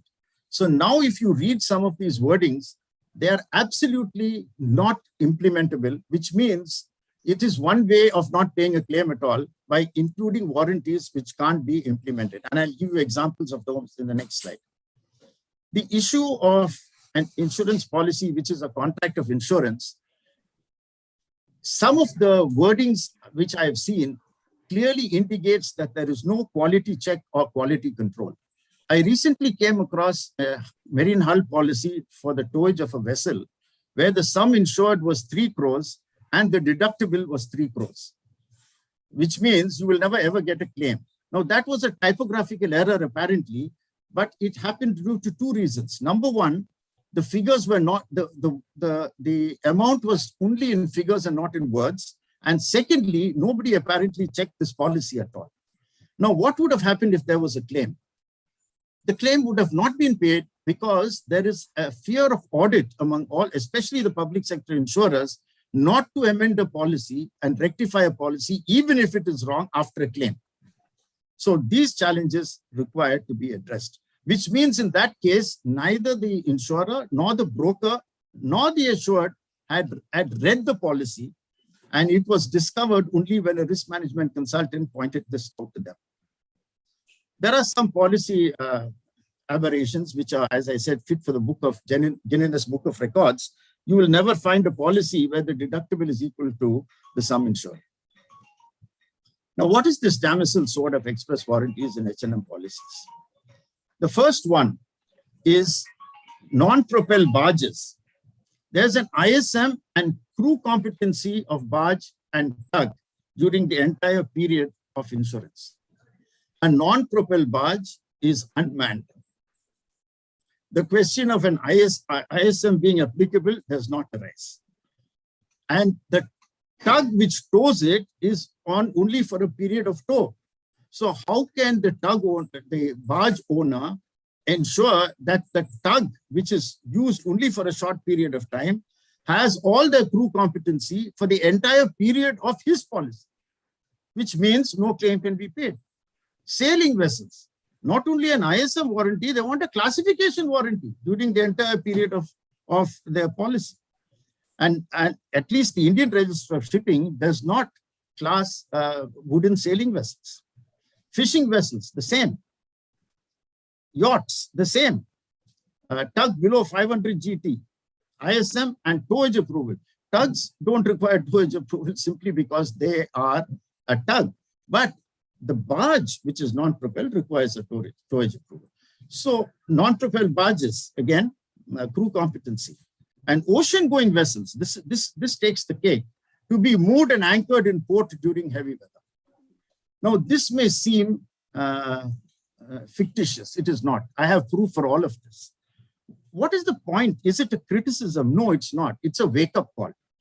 When you get a policy and you don't read it and check it before a claim, you're definitely not going to get that claim. That's for sure. So what is the remedy? Is it that we just try to bemoan our losses and say that nothing can be done? Absolutely not. A lot can be done.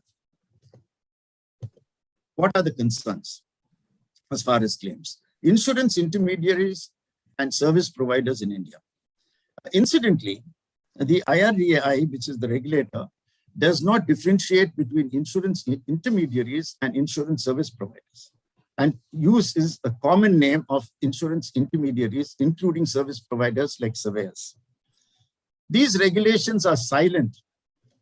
There are regulations for surveyors and loss assessors, and it is surprising to know that once upon a time, master mariners, marine engineers, and naval engineers obtained licenses. Today, that's abolished completely, and they require a BTech in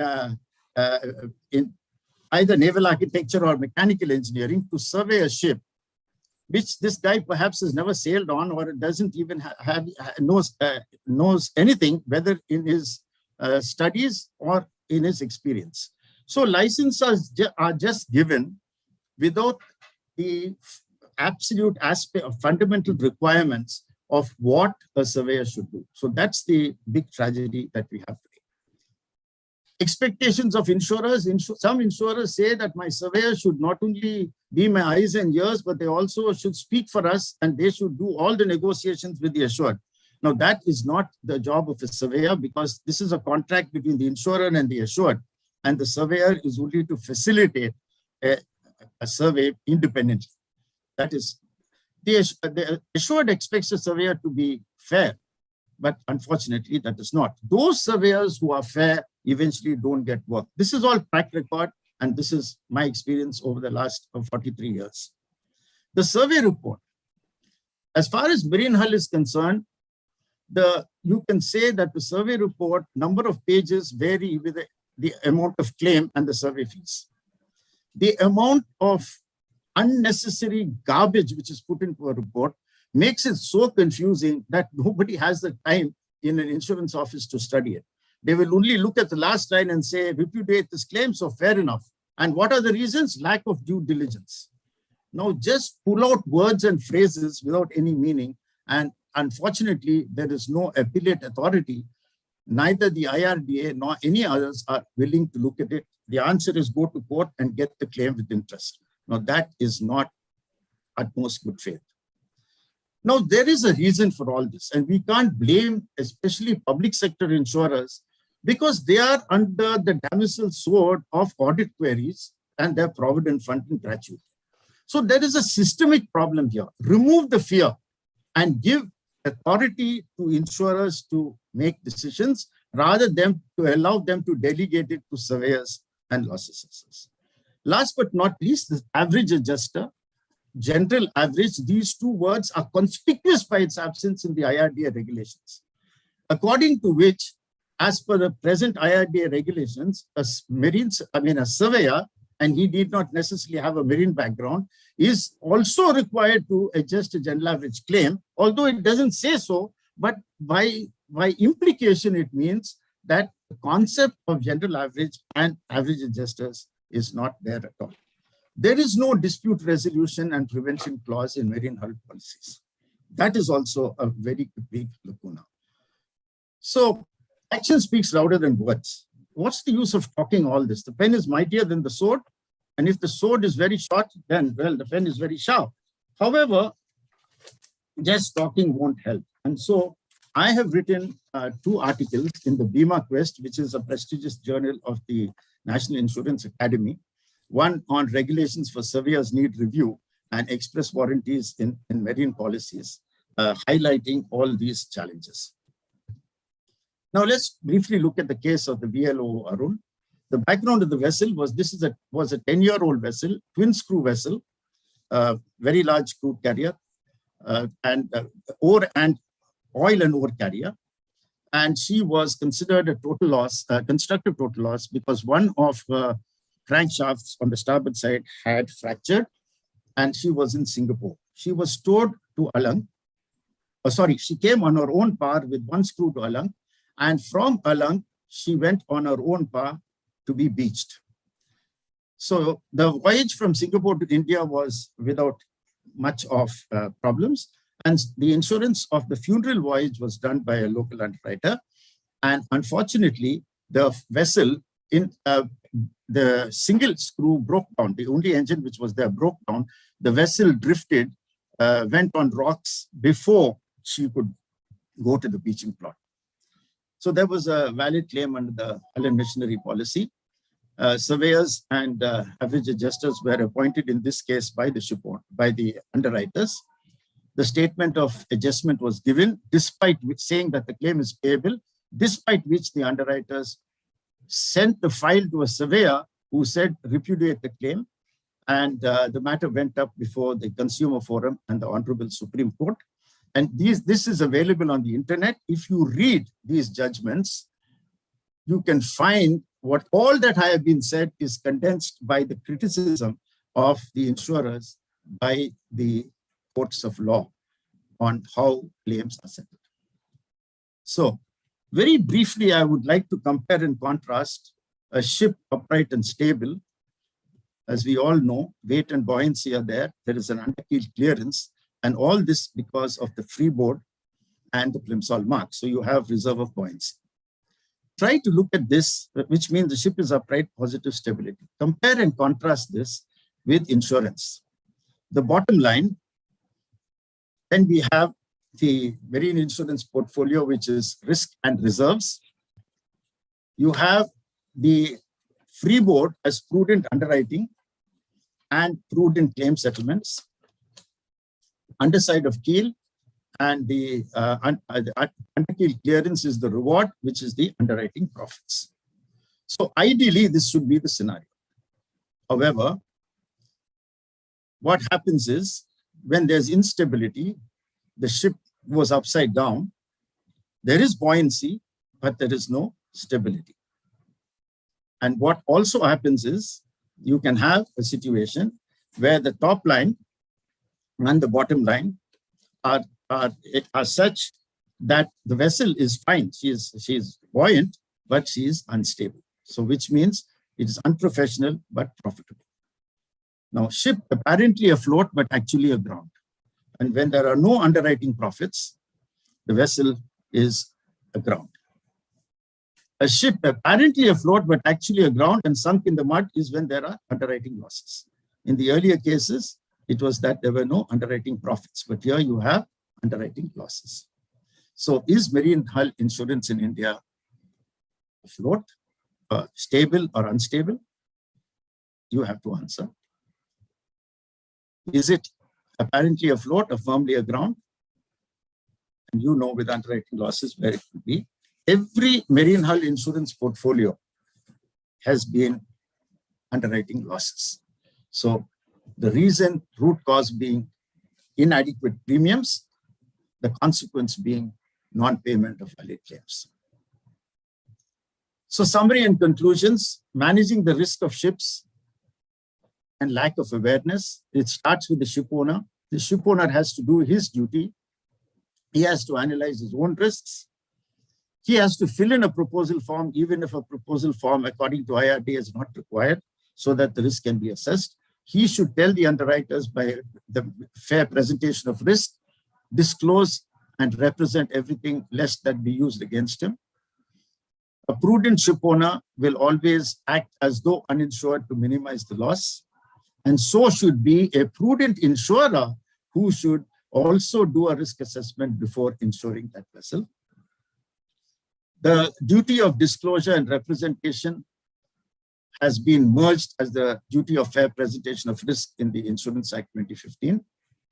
Issues pertaining to ships in a volatile market, container ships, for example, take a classic example, because of the non-availability and the high freight rates, the values have gone 8 to 10 times what they were a few months ago. So what does an insured do? What does an insured ship owner do? Does he insure it for 8 million or 80 million? And that's the question. What does the Marine Insurance Act say? The Marine Insurance Act says it should be as defined insurable value. It does not state how that value is to be ascertained. So these are issues that have to be understood and tackled. Ideally, there should be a memorandum of agreement on valuation and claims matters at the time that the risk is placed with insurers. Last but not least, we have to unlearn, learn, and relearn on a continuous professional basis so that there is always the aim to achieve win-win results. So thank you, and I'm very grateful for giving this opportunity to share my thoughts. Thank you, brother. I've been aground for a while and looking forward to you towing us back into the water. Good luck. We have brother Subhash, who's an excellent pilot and also dedicated to marine hull, and we both normally share a same platform when we share our thoughts with extra masters, and hopefully he would also assist me in the towage that you are talking about. Thank you. Extra master has been aground for some time, and I would call upon Captain Subhash Deshpande, well-known expert and trainer in the field of education and in particular investigation of casualties, etc. Over to you, Subhash. Look forward to the boat to blame collision clause, which is where the marine insurance comes into hull and machinery, especially because there are no roads and no traffic signs at sea. And then therefore somebody has to take the blame, and it is more common to have boat to blame collision clause. And that needs to be understood from Captain Deshpande. Over to you, sir. Yes. Good afternoon, everyone. Good morning. I think just 10 to 12. So good afternoon or good morning. Okay. I want to say hello to Captain Barwe, whose revalidation lectures I've heard quite a few times.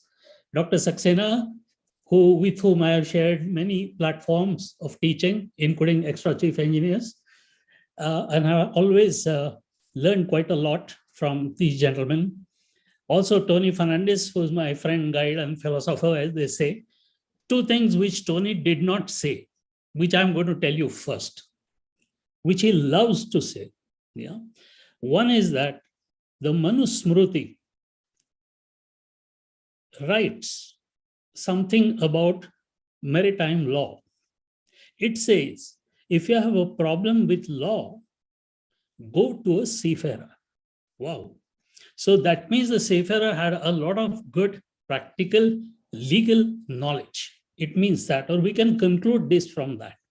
No, I don't know what context it was written. The second thing what he talked about just now, about afloat and aground, was when he, whatever I'm going to tell you what he said, was in the context of an ONGC vessel, which was brought into Mumbai harbor. And she was already listing, the GM was very little, a metacentric height, and then she was given an anchorage which was too shallow. Yes, and as the tide receded, in his words, Archimedes gave way to Newton. Archimedes gave way to Newton. So therefore, whatever buoyancy is equal to the mass of the ship, displacement is equal to mass of the ship, was Archimedes, which now changed to Newton, where it's action and reaction. So the upthrust comes in and the ship capsized. So these two things I remember from Tony, and thank you very much, all of you, to be here with me and sharing this platform. I'll start my presentation if you allow me to share my screen. Yes, so here it is.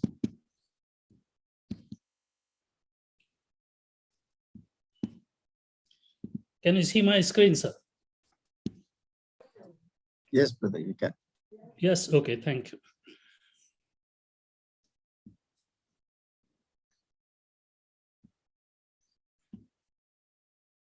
Yes, so in order to do this, presentation session divided into two halves. One is a little bit about collision law. Dr. Saxena has told us about collision liability very briefly. He talked about it. So I would like to discuss the collision law part of the story, where the marine insurance indemnity is quite large with reference to the third-party liability. Okay, so we'll discuss that, and then we will discuss with the help of a case study of a ship called Tricolor and her collision. And then I would like to talk about the both to blame collision clause. Okay, so here is a collision. Yeah, here we have a bulk carrier hit by a gas carrier. Yeah, a few simple seamanship things before we go on to the insurance part. I hope you notice that the ship is tied up here. The gas carrier after the collision is tied up here. Now, I'm usually given to asking questions, and I can't do that right now with you, but I hope some answers come into your minds. And in any case, whether they come or not, I want to give you the answer, which is that the ship remains in this position because the master has been trained not to withdraw suddenly from the collision, because if he does so, this ship, the other ship, which has been impacted in this area, might suddenly take in water from the sea in the whole part and might sink. So after the collision, the gas carrier does a sort of a reassessment of the risk to himself. And if they are okay, nothing is on fire, then the gas carrier should remain there, and she should not just move about because of the waves and make the hole bigger. So we have tied it with the ropes. Yeah, okay. Here is a collision of a very interesting collision, very interesting picture. Of course, I got all these from the net. We have a Bernard Schulte ship, bulk carrier, just riding on top of another bulk carrier. Very lucky that both are bulk carriers. And what else? Very lucky that the overriding, I would use that word overriding here, like the overriding responsibility and authority of the master. We have an overriding Schulte ship on top of this. So the Bernard ship, the Schulte ship was in ballast. And this is a very important point. And this one was loaded. So this is what happened. If she was also loaded, then probably the lower bulk carrier would be split into two for sure. You can see the extent to which she has come. Of course, that's through the air. When she comes through the metal, she doesn't come that much. And that is based on the naval architect's calculations of it's a mild collision or high density or high energy collision, etc. Okay. This is this ship is a tanker, and here the collision has resulted in a fire, as you can see. Now the oil from the ship has come out, and this oil has caught fire on the water, as you can see, because the fire continued from the ship. So immediately whatever salvage action was done was to spread foam in that area in order to douse the fire. And then we had the tugs to cool it down, the area around, and as well as the boundary cooling, as you can see. All right. So these are some of the situations of, I'd like to talk to you straight away, and then I'll go back to the presentation. So these are some of the nightmares which a ship owner can have legally and financially. And so does the master of the ship, for sure. But let's consider the obligations of the insurance, etc., in this forthcoming session with reference to this.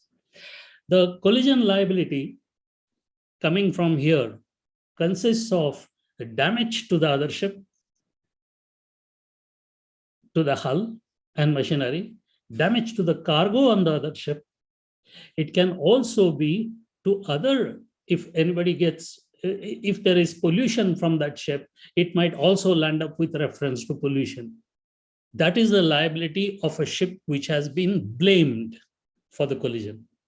Now there are international convention like the 1910 Collision Convention, which tells us how to divide the blame, right, between ships. And of course, there are very good scientific principles and legal principles related to collision law and the collision regulations, which are used to decide the amount of blame to each ship. For example, the collision that we saw, for one ship might have been blamed 0%, which is very unlikely, and the other ship 100%, depending upon how the rules were followed and the records and everything.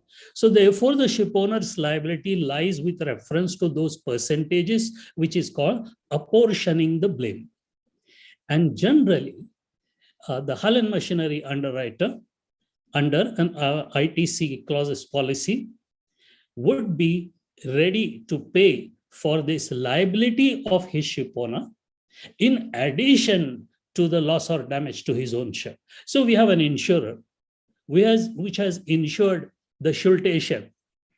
So he'll pay for whatever damages to the Schulte ship, minus, of course, the deductible and so many other things are there, which we are not discussing with reference to that, number one. Number two, whatever, if at all the Schulte ship is found to be blamed, then the other bulk carrier, underwriting bulk carrier, whatever she claims, to that extent, the ship owner Schulte ship owner has to pay, and that is also covered by the hull and machinery underwriter of the Schulte ship as a liability. This is the RDC clause. Yeah, RDC, in fact, yeah, running down clause, which is part of the ITC clauses mentioned by speakers here beforehand. So this, in short, is the thing. I'll go back to my presentation. Yes, can you see it, sir? Can you see the pictures again? Yes? Yes, brother, yes. Okay. So now the ship, in this case, you can see the nightmares of the ship owner. And of course, the insurer, to that extent, the insurer, I wouldn't say nightmares, but whatever this thing he has to pay out. If you have a fire, the cargo can catch fire. Then we have damage to the cargo. Then we have the ship itself getting disabled. We might have loss of life or injury to people while trying to fight that fire. We have salvage involved here. As we can see, the tug, which will claim salvage and assistance to douse the fire. There might be a pollution issue. So many of these issues are perceptible and coming up in this case study, which I'm going to do with you. Okay. So here is the Tricolor Kariba collision. I want to thank all the several websites and the French government report, investigation report, and other investigation and press report. There's a big BBC report which I have used also, from which I have secured the material, including photographs, etc., for the purpose of this educational PowerPoint presentation. Okay. So very interesting. Please note the name of the ship. The name of the ship is Tricolor. Yeah. And when I'm teaching to my students, I say, do you know that this was probably foreseen beforehand? Because this ship was involved in 3 collisions at the same time.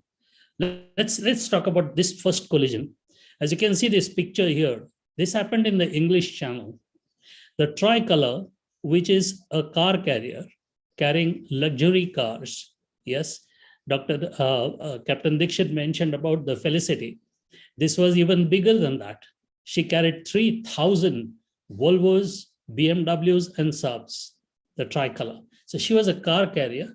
She was proceeding in this direction. Everything is happening in the English Channel. The Kariba is a container ship, the big dadas of the traffic lanes of the world. So is always going at a higher speed. So she's overtaking the Tricolor. All this is happening in fog. There is deep fog. Vessels can barely see each other. And there is a third ship. The ship's name is Clary. The Clary is proceeding in this way. Incidentally, please note, the Clary never contacted either Kariba or Tricolor. So therefore, but still is involved in the final apportionment of blame. And this is one very interesting thing I want persons to note, who are the audience to note in this case. Yeah. We will go into that a little later. In this case, just apparently, if you can see, the Kariba has no business to overtake the ship in fog. If she is, she has to keep well clear, not because of Rule 19, but in any case, the point is that Kariba saw that with reference to Clary, a collision might ensue in this area. Saw means what? On the radar, detected on the radar. She could not see her, neither could Clary see her. It is Clary's normally duty, if she detects the presence of another vessel forward of a beam, then to alter course to starboard. So the Clary should be altering course to starboard. All vessels should be giving fog signals on the vessel. We don't know if they were doing that or not. That's not written in the investigation report. And the Clary's duty is to alter course to starboard. She did not do it, fearing that the Kariba thinks that she has to take action because of as a ship which is stand-on ship, so-called stand-on ship, and therefore she also has to take action, and she alter course to starboard quickly. She's at a greater speed and hits the Tricolor. The Tricolor sinks, and this in short is the collision. So we had two ships involved in the collision, Tricolor and Kariba. The Clary just kept going and then later on was told to anchor. That's another part. So the Norwegian flagged Williamson Line's own vehicle carrier got involved in 3 collisions in English Channel within a fortnight, resulting in the Tricolor loss, $40 million. Probably the hull and machinery insurer paid all of it. All of it means minus whatever requires to be deducted. And marine pollution, P&I Club came into the picture. There was pollution here. And probably the biggest loss in auto exporting industry, which was paid by the cargo insurers, of course, and the P&I clubs on behalf of ship owners, because of what I'm about to tell you about boat to blame collision clause. And the cargo value was about 49 million. That's more than the ship value, 49 million, because of luxury cars. December 14, 2002, in thick fog, bound from Subrogation to Southampton, the Tricolor, with a load of 3,000 BMWs, Volvos, and Subs, collided with a Bahamian flag container ship named Kariba, about 20 miles north of the French coast. So therefore, from the beginning, the French Coast Guard, etc., were involved in this collision, also to safeguarding the wreck, etc. Okay. The Kariba sustained heavy damage above the waterline, but could continue back to Antwerp under escort. And the Tricolor remained on her side in 30 meters of deep water. That's the Kariba. So she continued on her voyage because she was not materially damaged, mostly above the water level. So she continued back to Antwerp, her departure port, in order for repairs, etc.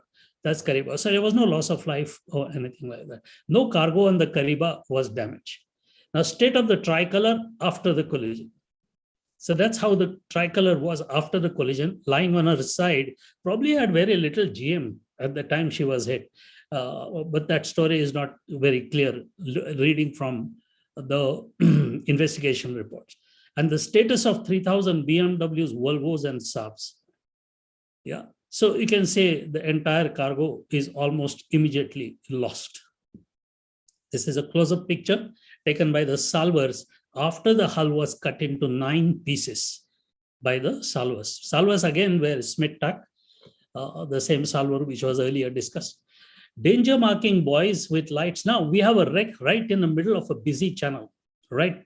Other ships can hit it. So what did the French government and the British government do?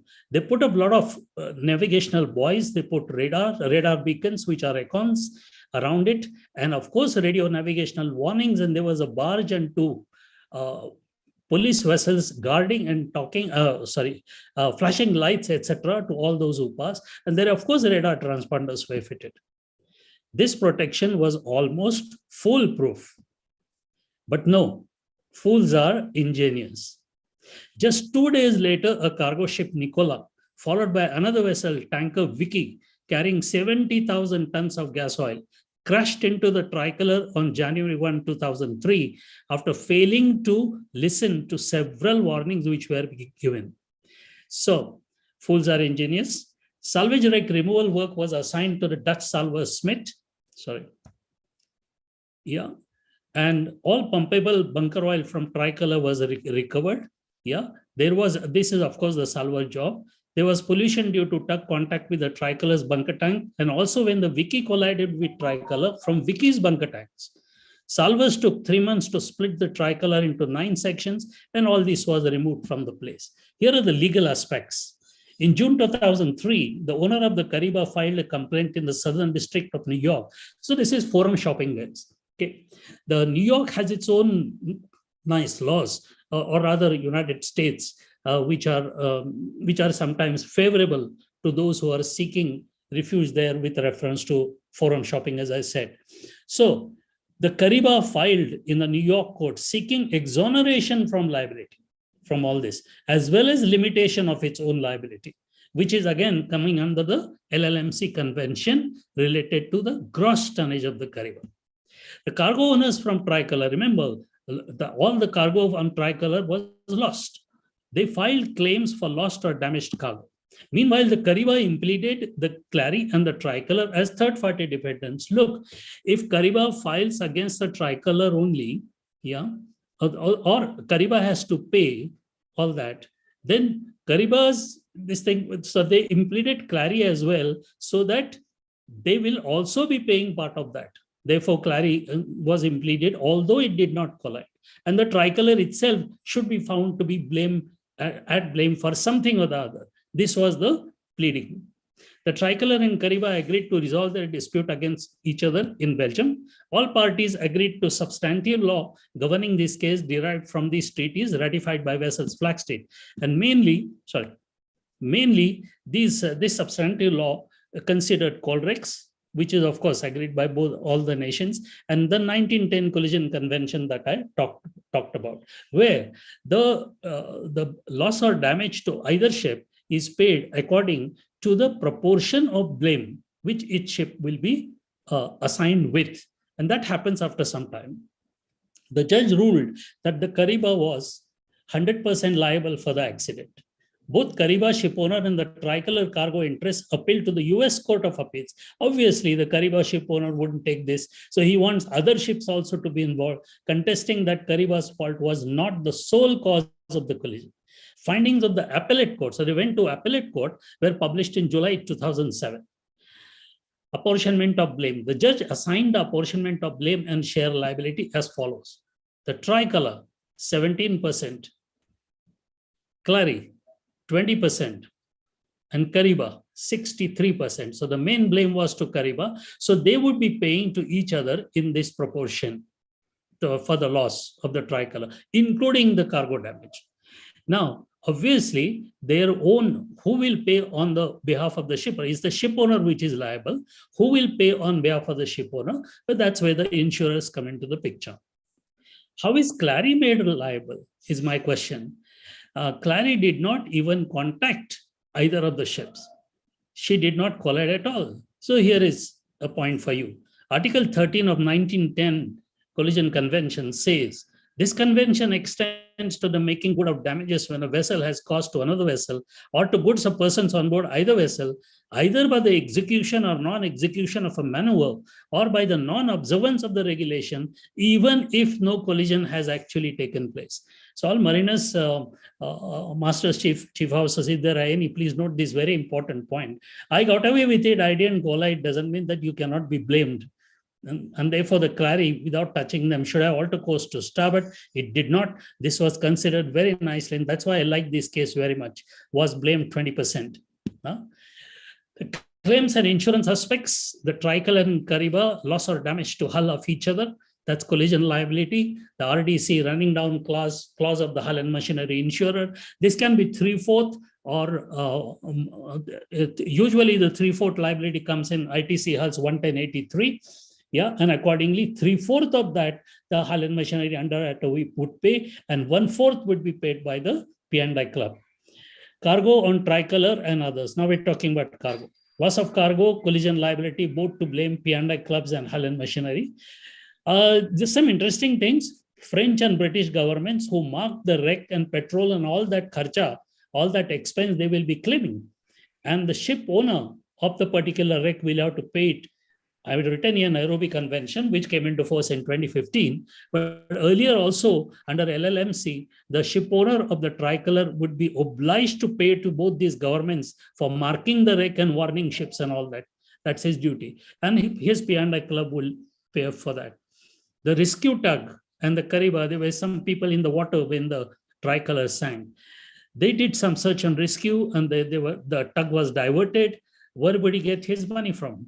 So, salvage convention to some extent and some gratis by pandivigators only. It was not property salvage, it was only life salvage. Sometimes the P&I club gives a gratis amount for that.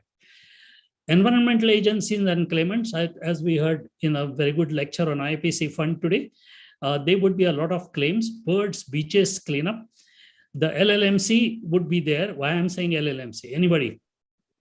Of course, you can't answer the question. LLMC comes into the picture because at that time, the bunker convention was not in existence. 2002. It came into force in 2008. That's why I've written LLMC there. For tankers, no problem. Vicky was a tanker.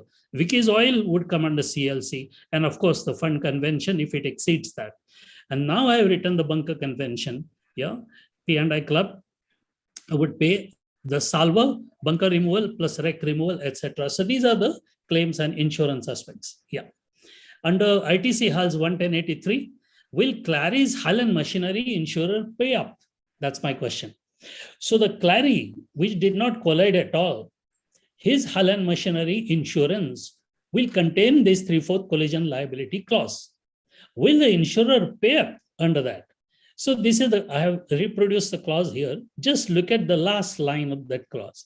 So the insurer is supposed to pay general average, salvage under contract, or any such vessel or property, including the cargo, where such payment by the assured is in the consequences of the vessel hereby insured coming into collision with any other vessel. So here the H&M will not pay the Clary's liability to Tricolor. Why it will not pay? Because of this particular clause. Who will then pay? It will be the Protection and Indemnity Club of the Clary, because it would be a non-contact damage. So non-contact damage, like the wash damage, for example, you pass too close to a ship and cause damage to that ship, it will be paid by the P&I club. Okay. Now going to this boat to blame collision clause. This is a little bit intricate thing. There are a lot of things which I'm avoiding to tell you. They come, all the details, it's impossible to clarify. So therefore I shortened it. Let me see how much I can convey to you. I suggest to those who are interested to write down the names of whatever I'm putting, like charter party, etc., and then to check up on their own. So boat to blame collision clause. In this collision case study, now assume the one we saw, blame for collision proved to be Kariba 80%. I'm changing the figures for simplicity, okay? Blame for collision proved to be Kariba 80% and Tricolor 20%. Let us ignore Clary for simplicity, just for the understanding of this clause. Liabilities to each other include loss or damage to hull, to cargo, and to injury claims. Kariba, therefore, has to pay 80% of Tricolor's claim of hull, cargo, and injury claims. Only Tricolor's cargo suffered loss or damage due to collision. Kariba's cargo did not suffer. Clary's cargo did not suffer. So in this collision, only Tricolor's cargo suffered. And my word, so heavily, about 49 million, as we saw the value. Now, the Tricolor's cargo owners will be obliged to recoup that. They have their own insurer. Let's see what I got here. Tricolor's cargo interest cannot claim for this from the carrier ship, which is the Tricolor ship owner, because of immunities under the Higgsby rules, which is included in the bill of lading. So under the contract of carriage, they have the immunities, and because of that immunity, the Tricolor's cargo owners cannot claim from the Tricolor itself, which is the carrier ship. And that is as per the contract evidenced by bill of lading. So this is contract law. Here onwards, we will look only at cargo loss or damage. The Tricolor's cargo interest, however, can claim this from the non-carrying ship, Kariba. So the Tricolor's cargo is now claiming from the ship Kariba. The Kariba ship owner thus is liable to pay for Tricolor's cargo claim, assumed claim to be $10 million. Kariba is liable to, within its own proportion, that is 80% of this claim. Yeah, his blame is 80%. So the Kariba is supposed to pay $8 million. Up to here is international law. Do not consider insurance here. Just the ship owner is liable to pay this to Tricolor. Now we go to US law. Remember, this is where the New York court has been referred to for this by Kariba. So under US law, after paying $8 million, Kariba can claim this back from Tricolor as part of its own loss, which means Kariba will claim and Tricolor is liable to pay. What is Tricolor's own percentage of blame? 20%. So Tricolor is obliged to pay 20% of these 8 million, which is 1.6 million. Just taking it back again, 80% and 20%. Total claim 10 million. Kariba pays to Tricolor 8 million. Yes. Now, under US law, Kariba can claim this back to the extent of the Tricolor's proportion. So 20% of 8 million, it can claim it back. When all this is ship owner's liabilities. Yeah, 1.6 million. Additional factor was that under US law until 1975, ship Kariba would have to pay 100% of the Tricolor's cargo claim because the USA had not ratified the 1910 Brussels Convention. They still have not, but at least they've included that in their customary international law. Ship owner of Tricolor. Can you please conclude? Yes. Ship owner of Tricolor thus becomes liable for loss or damage of cargo carried on his ship, in this case 1.6 million. And to avoid such an eventuality, solution is to include both to blame clause. So you can see now Tricolor still ends up by paying 1.6 million. So this is the both to blame. Both are to be blamed. And for that, a clause of both to blame is put into the bill of lading. Yeah. Then with that clause, the Tricolor can claim this back from his own cargo interest. So Tricolor's own cargo interest have to pay 1.6 million back to the Tricolor's owner. And therefore, what is the thing for that? BIMCO's, so people can write down this, BIMCO's both to blame collision clause, which is included with the bill of lading, so that the ship owner, like the Tricolor, can claim it back from his cargo owner. And of course, the Shell Time 4 time charter party also has such a clause there.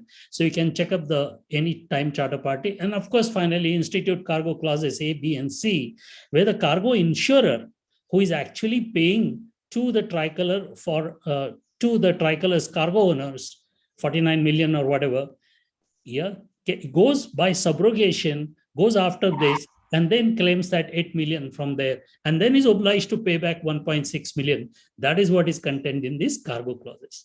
So therefore, thank you. That's the end of that, of the presentation. Thank you very much for this opportunity to put this across to you.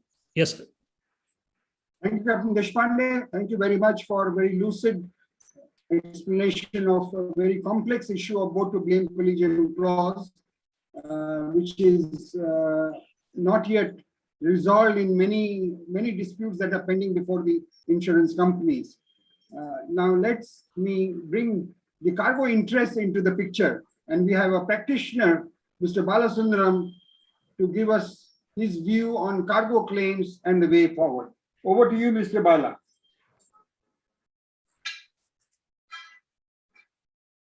Thank you. Good afternoon to all. And I thank IMF for giving me this opportunity. But a humble request, please do not change the batting order midway, because it doesn't really work.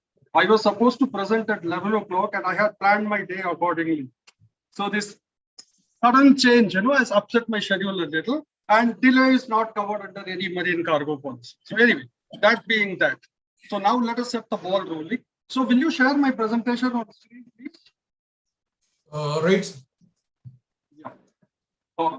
So when I was called to talk about marine cargo to possible cadets from institutes, marine institutes, I thought, what am I going to speak about? Because essentially here the emphasis would be on hull and machinery, liabilities, etc. And cargo would take a very, I would say, a back seat. I thought so. So I kept my presentation very, very basic. Is that I kept it so very simple that it may appear to be ABC to some of you, but at the same time, I want people to know what cargo insurance. We are not going to. My presentation will be devoid of technical jargon. I try to keep it as simple as possible. So the first thing which I would like to. So you will operate the screen, or do I? I'll have to operate, sir, because please I'm sharing the. You can let me know when you want to change the slide.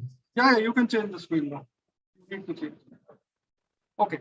So the first question which I'm asking the audience is, who is responsible for safe transportation of cargo from one place to another? First of all, let's get the basics right. When a vessel moves from port A to port B and she's laden with containers or even bulk cargo, who is responsible for safely carrying the cargo from point A to point B? Make no mistake about it, it is the carrier who issues the contract of affreightment, which in this case would be the bill of lading, who is solely and wholly responsible for safe carriage. because he charges freight for it and it is a legally binding contract. He has to discharge the cargo, carry the cargo safely and discharge it at the other port. Is that clear? And this applies to any carriage, be it a road transit or be it the airway transit, anything. In all cases, the carrier is primarily responsible for safety of the cargo. I think we should get this point clear. So if that be the case, the question would arise, why should there be something called a marine cargo insurance at all? And now, before that, let me step back a little and say that we talked about marine insurance. Marine insurance is so vast and we are all still learning every day. It's an ocean in itself and it has got so many branches. Like your marine hull and machinery, your protection and indemnity, then you have marine cargo insurance, and you have associated liabilities also, like you have the terminal operators liabilities, you have stevedores liabilities, you have freight services liabilities. So the term marine insurance is too simplistic. So my discussion with you guys today is going to be on marine cargo insurance, for which we saw the first slide and said that if the carrier is going to be responsible for safe carriage from point A to point B, where is the need for a cargo insurance? Why would anybody buy cargo insurance? I transport cargo through your vessel and there is a damage. I'll straight away claim from the vessel owner and the vessel owner would pay. Is that simple? It's not, as we'll see in the next slide. Please. So why buy cargo insurance then? There are limitations in recovery from the vessel. First one is the cause of loss or damage, a negligence on part of the carrier or other third parties we omit for the time being, needs to be established. So any loss, a marine cargo insurance subject to its policy terms and conditions would pay the loss without asking the question about who was negligent. Whereas a ship owner would pay up only if it is established that he has been negligent in his duties, in whatever his assigned duties, what he's supposed to do, which is again laid down in the various conventions. Second point is, it could be a very long drawn procedure to recover from a ship. One may say that yes, it is equally difficult to recover from insurance companies, especially the government insurance companies, but relatively, establishment of negligence and then getting a claim out of a shipping company would be far more cumbersome than recovery under a cargo policy. The third point which is there, which facilitates or which requires the marine cargo insurance to be in place is that, yes, as we said very simply in the first slide, the ship owner is responsible for safe carriage and delivery. But at the same time, his liabilities are governed by the conventions to which the bill of lading is subject to. It could be the Hague rules, it could be the Rotterdam rules or the Hague-Bisbee rules or the Hamburg rules, which clearly spell out when the carrier would be liable and also what could be his maximum liability per unit of cargo. So the maximum liability which is foisted on the carrier may well be below the actual amount of loss. So this is another incentive why one should buy marine cargo insurance, not rely on recovering from the ship owners alone. And last but not the least, these conventions which we talked about also say, cite out the circumstances when the cargo owner, when the vessel owner will not be liable to pay. So even as we see it, this is the basic part which I want to say, theory. And I would be just talking about 4 practical cases which I have been involved in a very simple manner without getting into technicalities, which show the different circumstances under which a ship owner becomes liable, does not become liable, and things like that. When there is an insurance policy, when there is no insurance policy. So these 4 cases we would see. Please, next slide, please. So when we talk about recoveries, basically what we are talking about is if there is a loss or damage, it has to be recovered from somebody. Okay. if it is not insured, you need to recover it from any third party who is in the supply chain. It could be the carrier, it could be at the port, it could be the warehouse keepers who are there in the ordinary course of transit where goods are kept there. It could be stevedores, it could be container freight stations, logistics providers, many of them are there. But we confine ourselves to carriers and more precisely ocean carriers. Next slide, please. Okay, now, though there are minor differences in the different conventions to which BLs are subject to, by and large, if you see the duties of a ship owner, what he is supposed to do is laid down in these broad four formats. One, carrier has to make the ship seaworthy. So that is his responsibility. He should properly man, equip, and supply the ship. And of course, make the holds, cleaning chamber, cooling chambers, etc., clean for holding the cargo. And receive, load, handle, stow, carry, keep, unload, and deliver the goods. This is very, very simplistically stated, though each one would be subject to discussion, debate, arguments. As long as a carrier does all these four, and despite this, there is going to be a loss or damage, he gets exonerated from liability. That's what the broad understanding here is.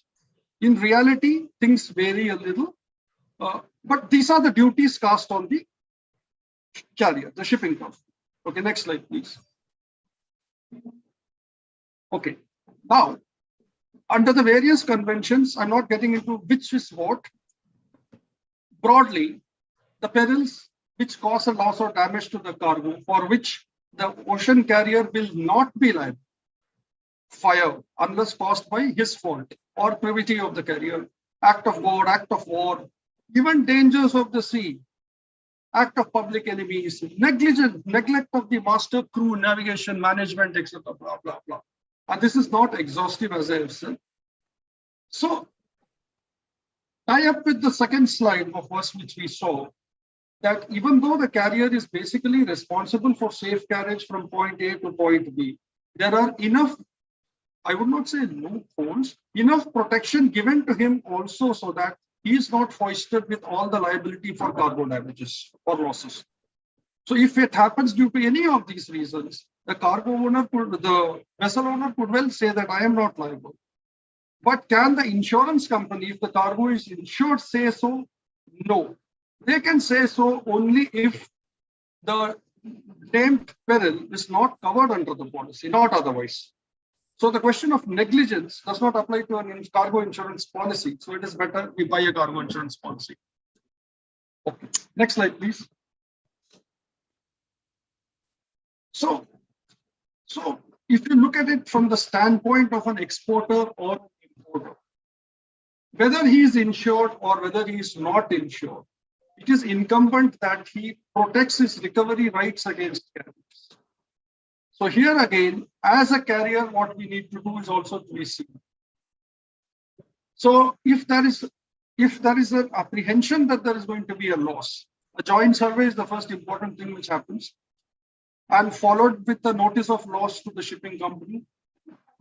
Subsequently, you supply the relevant documents, the invoice, the BL, the packing list, country of origin, etc. to the shipping company, lodging a monetary claim, a formal claim saying that you owe me this amount of money. The claim is to be lodged. And this happens within the specified time. It needs to happen within the timelines. The timelines separately are given, one for lodging this claim, and secondly, even after lodging the claim, if there is no redressal, or filing a suit against the shipping company. So these are two different things, and the timelines are specified just for the sake of clarity. In the next slide, please. Yeah, so these are the timelines. If you see the steamer company, the application should be done within, or a joint survey should be done within 3 days from date of discharge of the car. And notice of claim, 1 year. And the time for filing a suit is also 1 year. So sometimes what happens is, tricky situations emerge.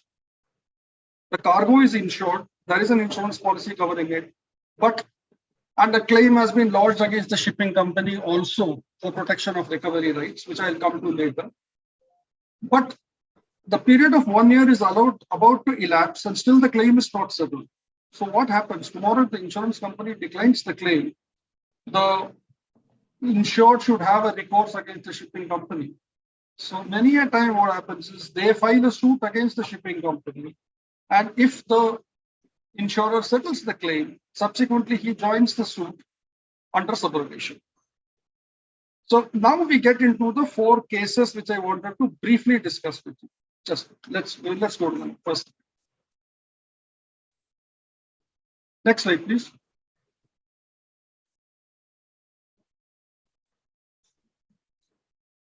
Okay, this was a case where I was involved.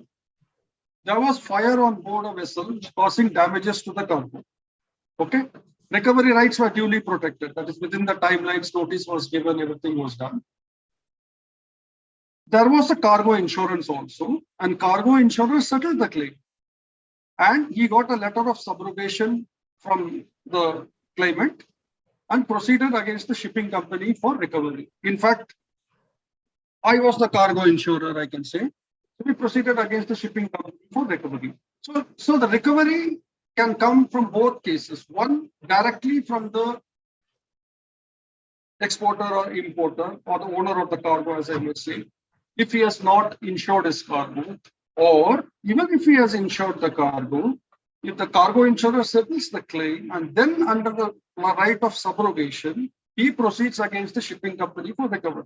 So the shipping company's liability extends even after the cargo claim had been settled. So coming back to this case, there was a fire and recovery rights were pursued, cargo claim got settled, and the shipping company was proceeded against for recovery. Shipping company quoted the terms under the Hague Whiskey rules and said that obviously, as a shipping company, we need to take a defense every time to say that we have not been negligent and whatever duties cast on us by these conventions, we have done it. So they took the plea saying that the fire was not due to their negligence and hence they were not liable to pay anything. So amount was quite large. So as insurer were also not willing to let go. So he said, I am going to file a suit now. Time frame was there. So we are going to file a suit jointly against you. So then came the problem. See, now this is not theory, this is practice. The vessel owner had a 50-50 chance of winning the suit also. Insurer also had a 50-50 chance of winning. Both the vessel owner claimed that he was not negligent. It had to be established by the insurer. It would be a long drawn process. Considering the high litigation cost, shipping companies said, let's have a compromise certificate. So this is what a practical situation is. So maybe the amount was not the full amount paid as a claim, but then there was a compromise settlement to the satisfaction of both parties. This is the first piece. Now we go to the second piece. Now here was a straightforward case. Here what happened is a machine in completely knocked down condition was sent in a container and was being unloaded using the vessel's derrick. The wire snapped, the container fell down and the cargo was damaged at the port, at the discharge port. Shipping company immediately on their own volition, they organized a joint survey and the findings were all recorded. Consignment was insured. So the cargo insurer settled the claim and proceeded against the shipping company. Okay, here again, there was a cargo insurance in place. It was payable, so they paid the claim. They proceeded against the shipping company. And here there was no issue at all. Shipping company paid up and did not challenge the liability at all. Now they are 100% sure that any which ways we have been negligent or something, yes, so they paid up. So this is another different case. A third case which I saw was, okay, now here there was so I want to highlight this aspect specifically. Container with imported cargo was received at the disport, apparently good condition, no signs of damage. It was moved to the CFS, cleared, and then sent to the final inland destination, which was miles away. It carried wooden furniture, and on opening up, it was found that the furniture suffered extensive damage. Fortunately, in this case, there was an insurance policy which covered the consignment not only till the discharge port, but till the final inland destination. So the insurer had no way of escaping liability. They did pay the claim, but then they took a position that my rights of subrogation are there, but my recovery rights against the shipping company are prejudiced because you have not sent them a notice or you have not lodged a monetary claim on them and all that stuff. And so we are deducting 15% of the claim amount. This is a very standard practice of insurers. So in this case, it was not at all justified because when the container landed at the disk port, there was no extensive sign of damages. Had there been some indication of damages, a joint survey would have been organized and possibly the shipping company would have had their say also. One. Second point is, it is not clear whether the damages happened during the long ocean voyage or during the inland transit voyage. So that is also not known because the damage was discovered at the final destination. So the point to be noted here is that every marine loss, marine cargo loss or a claim need not have a recovery against the shipping company. Okay. And as we said, even if there is a recovery, there could be the claim could be either from the insured himself, or that is the cargo owner himself, or the insurance company under subrogation. Let's go to the last case, which is different from this one. This was a very interesting case. A consignment of perishables was sent from India to Canada. What happened is it was destined for Montreal port, but since there was some adverse weather, snow, etc., the vessel was diverted to another smaller port, and then they moved it by rail to Montreal. Okay. So what happened? There was delay, and subsequent further, the railway wagons did not have refrigerating equipment. Adequate refrigerating equipment. The cargo got spoiled since it was perishable. It was fruits and fruits it was primarily. So, the client did have a policy. He had a marine cargo policy, and that cargo policy also had a condition that they would pay for losses arising due to failure of refrigeration, provided there is a breakdown to the refrigerating machinery lasting 12 hours or more. In this case, if you see, there was no question of a breakdown of the refrigerating machine. The issues here are different. So the vessel went to a different port because of conditions beyond everybody's control. And from there, still it was under the bill of lading. The vessel company moved it by rail to reach the final destination. They forwarded it. And yet,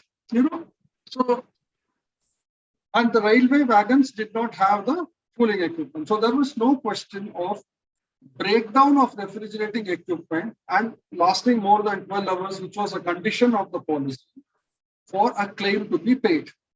So when the claim was lodged on the insurance company showed us this condition and said, boss, your claim is not going to be paid because this condition is very clear.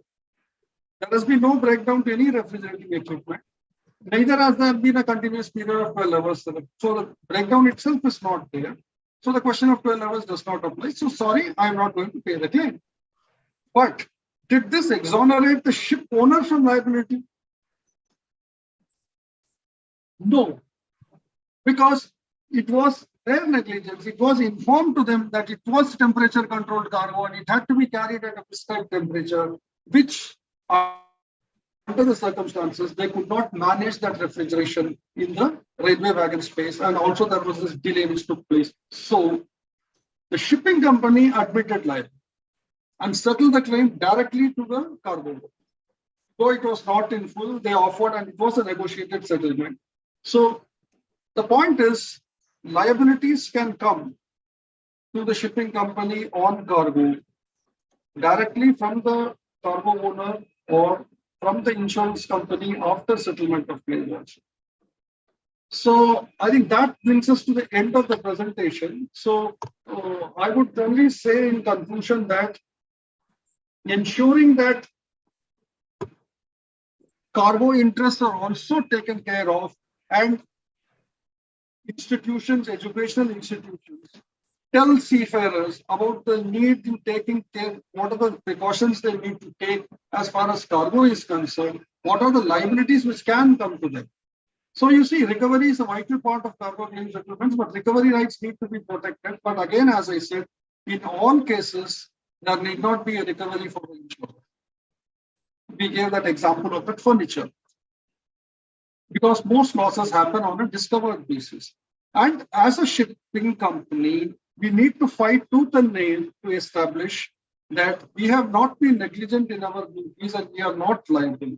Having said that, a cost-benefit analysis needs to be done about winnability should the case go to court and the legal expenses involved, which could be quite mammoth in some cases.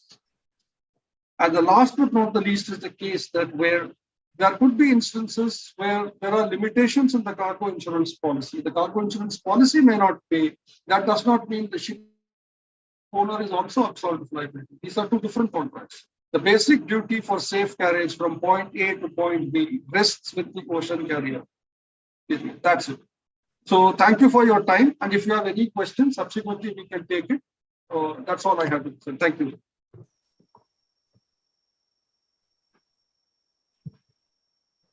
Thank you, Bala. Thank you very much. Sorry for the change of sequence. I thought to bring in the collision together with Tony's presentation so that the cargo interest is not lost between the two presentations. Thank you very much again for highlighting that carrying cargo from A to B, the liability is with the shipping line and needs to be well thought of and protected, even if it is discovered later on. With that, I have one or two questions which have come on the chat box. I would like one of the panelists, perhaps Dr. Saxena, to answer to what is the difference between the present Act and the 2015 Act as far as the term good faith is concerned. Dr. Saxena, would you like to give a small answer to that? Yeah, I'll give that. Give that. You see, now in the amendments or in the new 2015 Act, what has come is that there is a requirement of fair representation. Okay, now fair representation is to be given by the insured before he is buying the insurance. Okay, now something like utmost good faith. He's supposed to tell the material facts, etc., etc., and the insured on his part should be. I mean, so there is some onus on him also, that if he feels that there is some more information required, he's supposed to raise the. I'll give with the actual case this example. There was a yacht which was insured for 13 million euros. Okay, and this yacht became a total loss. Okay, and it was established that when this insurance was taken, that time the yacht owner had already got a valuation done, and the valuation was of 7 million euros. Okay, and he had advertised the sale of this at 8 million euros. Now, when this information came to be known to the hull underwriters, they said that this is a breach of the fair representation. Okay. As per the earlier mechanism of utmost good faith, the question does not arise, that there will be no. But now under the new mechanism, there are two possibilities. That whether this breach is reckless or intentional, or it is a mistake. Okay. If it is a intentional or reckless, the contract can be avoided, and the premium can be kept by the insurance company. Okay. In case of mistake, he has a choice. If he wants, he can avoid, but alternatively, there is a mechanism. And when this particular case went to the court, the judgment was given in this favor, that this mistake was not reckless, not intentional on part of the ship owner, and therefore there is a formula given that if you knew about this presentation, about this material fact, what premium you would have charged. So suppose you would have charged X. Now what have you charged? Now we have charged Y. So now the claim can be proportionately reduced. Okay. So there is a mechanism where the claims can still be paid, and it is not like the earlier time where the contract could be avoided. Okay. I hope this, in a very quick way, I have tried to simplify this. Thank you, Dr. Saxena. That's a fairly good example of fair representation vis-a-vis obere mafae, good faith. The idea is that in terms of technology and developments and communication, the idea of utmost good faith as the only element is reduced for overall benefit. My next question is perhaps to Bala. Is it possible to recover anything from delay in delivery of cargo?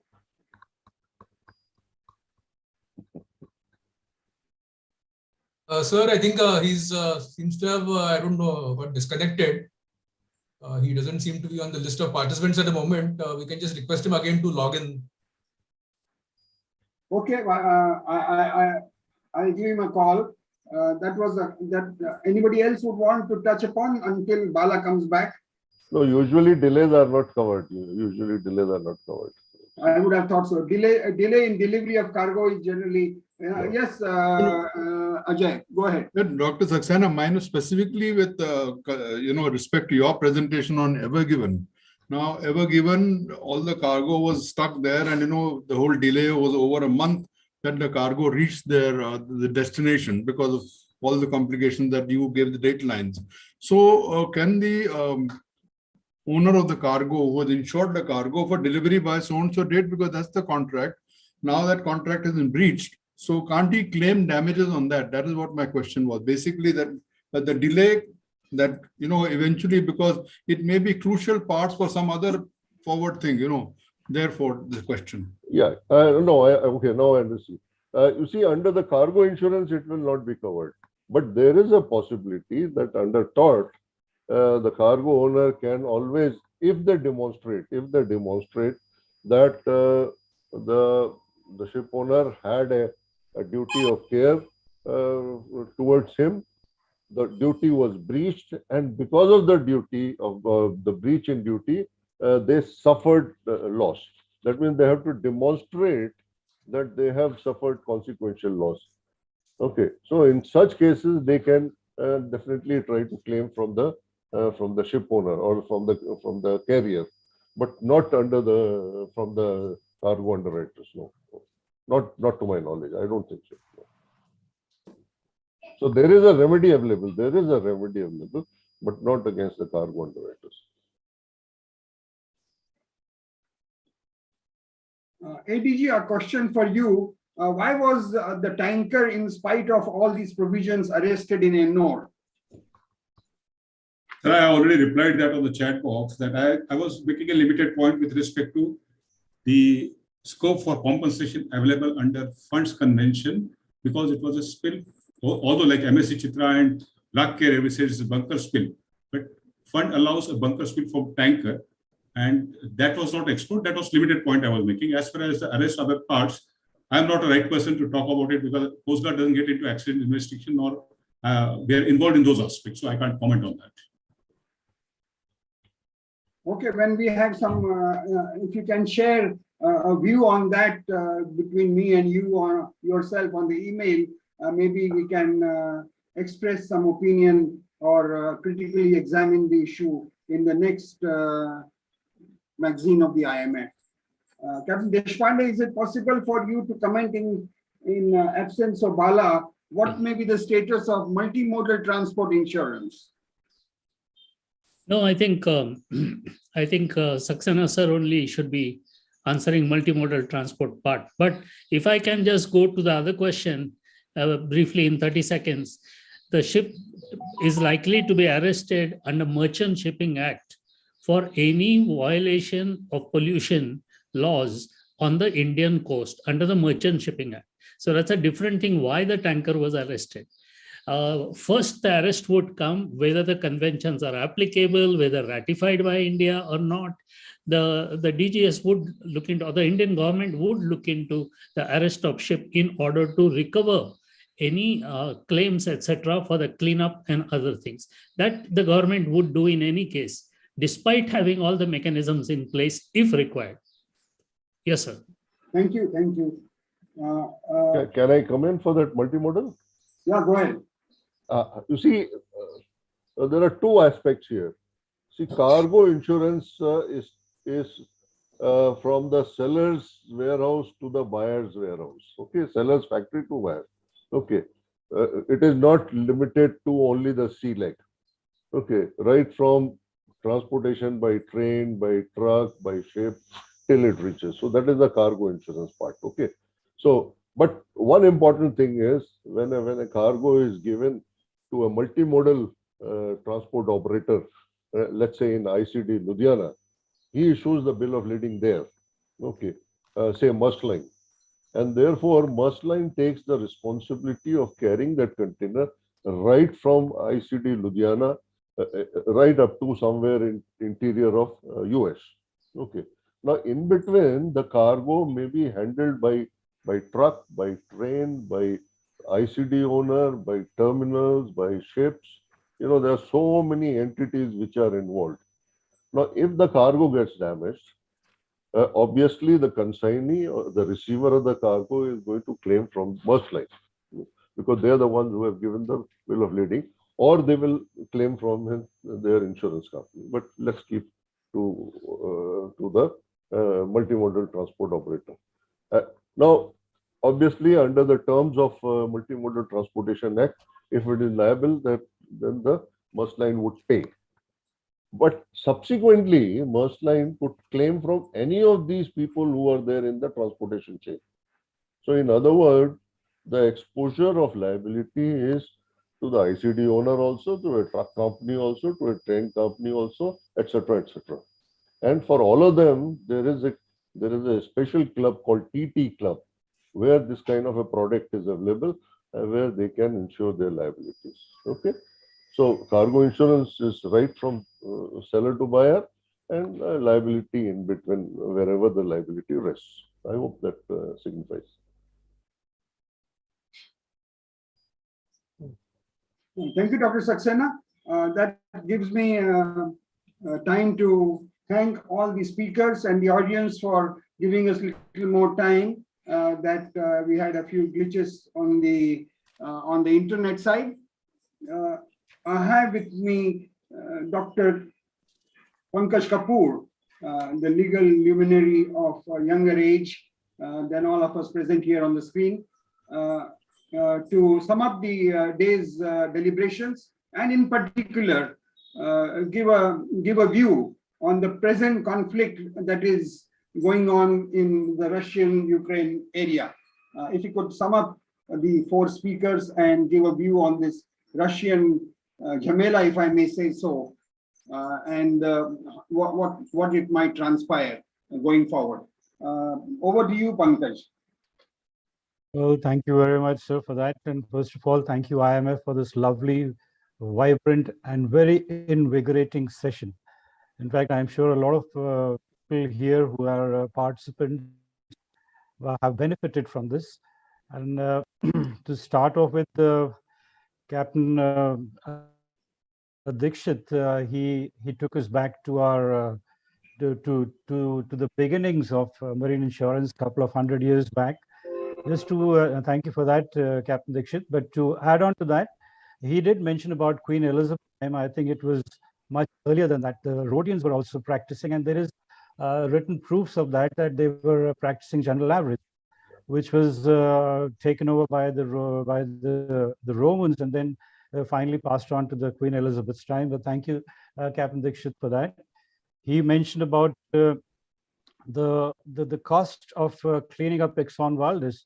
Well, there was another ship which attracted a lot of cleaning up cost, and that was much recent. That was Costa Concordia, and very much highlighted in the media. And then the next gentleman, Captain Subedar, whom we all have a lot of respect, he mentioned that compensation is a befitting loss. And in fact, compensation and insurance is a befitting loss. In fact, all the contracts of insurance are contracts of indemnity. And indemnity means that they cover up the loss and not the profit. Then we had a very illustrious speaker like Dr. Saxena, whom I always considered as my guru. Every time I've had a problem, I've always approached him. So thank you very much for enlisting the claims which are covered under insurance policy. Please permit me to add one point there, that one of the things which are covered is a new addition under ICC cargo, that is the cargo clause A, and that is the damage caused to the cargo because of a phantom ship. That is an addition under, I think, section 14 of ICC clause A, which says that if your ship collides with another ship which doesn't have any registry, or doesn't have any, like we say in Hindi, no mother, father, no mai baap, and if the cargo on your ship gets damaged because of a phantom ship, then that also is covered by the insurance. So that is one claim which was recently added in 2014 or 15, I think, to ICC clause A, cargo clauses A. Once again, sir, thank you very much for giving us that insurable interest is something which is required before you can insure a cargo. But the beauty of marine insurance is that we can even insure a prospective cargo. That means if a ship, let us say a shipper wishes to transport 100,000 tons of iron ore, which is still in the mines, not yet loaded onto the ship, he can still insure it, only that the policy will kick in when the cargo is on the ship. So it is possible to insure, but that is only possible in marine insurance, that a prospective cargo can also be insured. Now, this is the first time I was exposed to Mr. Shafikar, and I'm so glad that I was a participant to this webinar. He brought in some very, very lovely points on the fund, and also for informing us about that oil slick which he mentioned about off Israel. They did the lab testing and found it is from the passing tankers. Just to add on to that, is that we had a similar problem of Mumbai High when I was a master on one of the ships of Mumbai High, and we found a lot of oil slick, and they said it is coming from Mumbai High. But when the lab analysis were taken, they found that it was being discharged by the ships which were passing by. So we had a similar incident. But thank you very much for that, sir. And of course, the way you described the accident and the result of the international community of prestige, which brought in the Supplementary Fund. Thank you for that. And once again, thank you, Mr. Anthony Fernandez, sir. He is a doyen of marine insurance. Like Captain Subedar mentioned, that no insurance webinar or seminar or conference is complete without Mr. Anthony Fernandez, whom we lovingly call as Tony, sir. I would like to thank him personally for bringing in our history, a maritime history.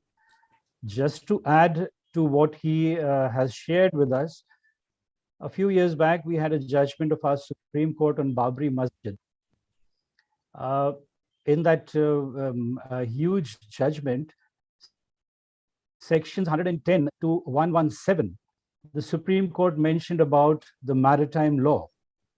So maritime law is, or rather not maritime, admiralty law.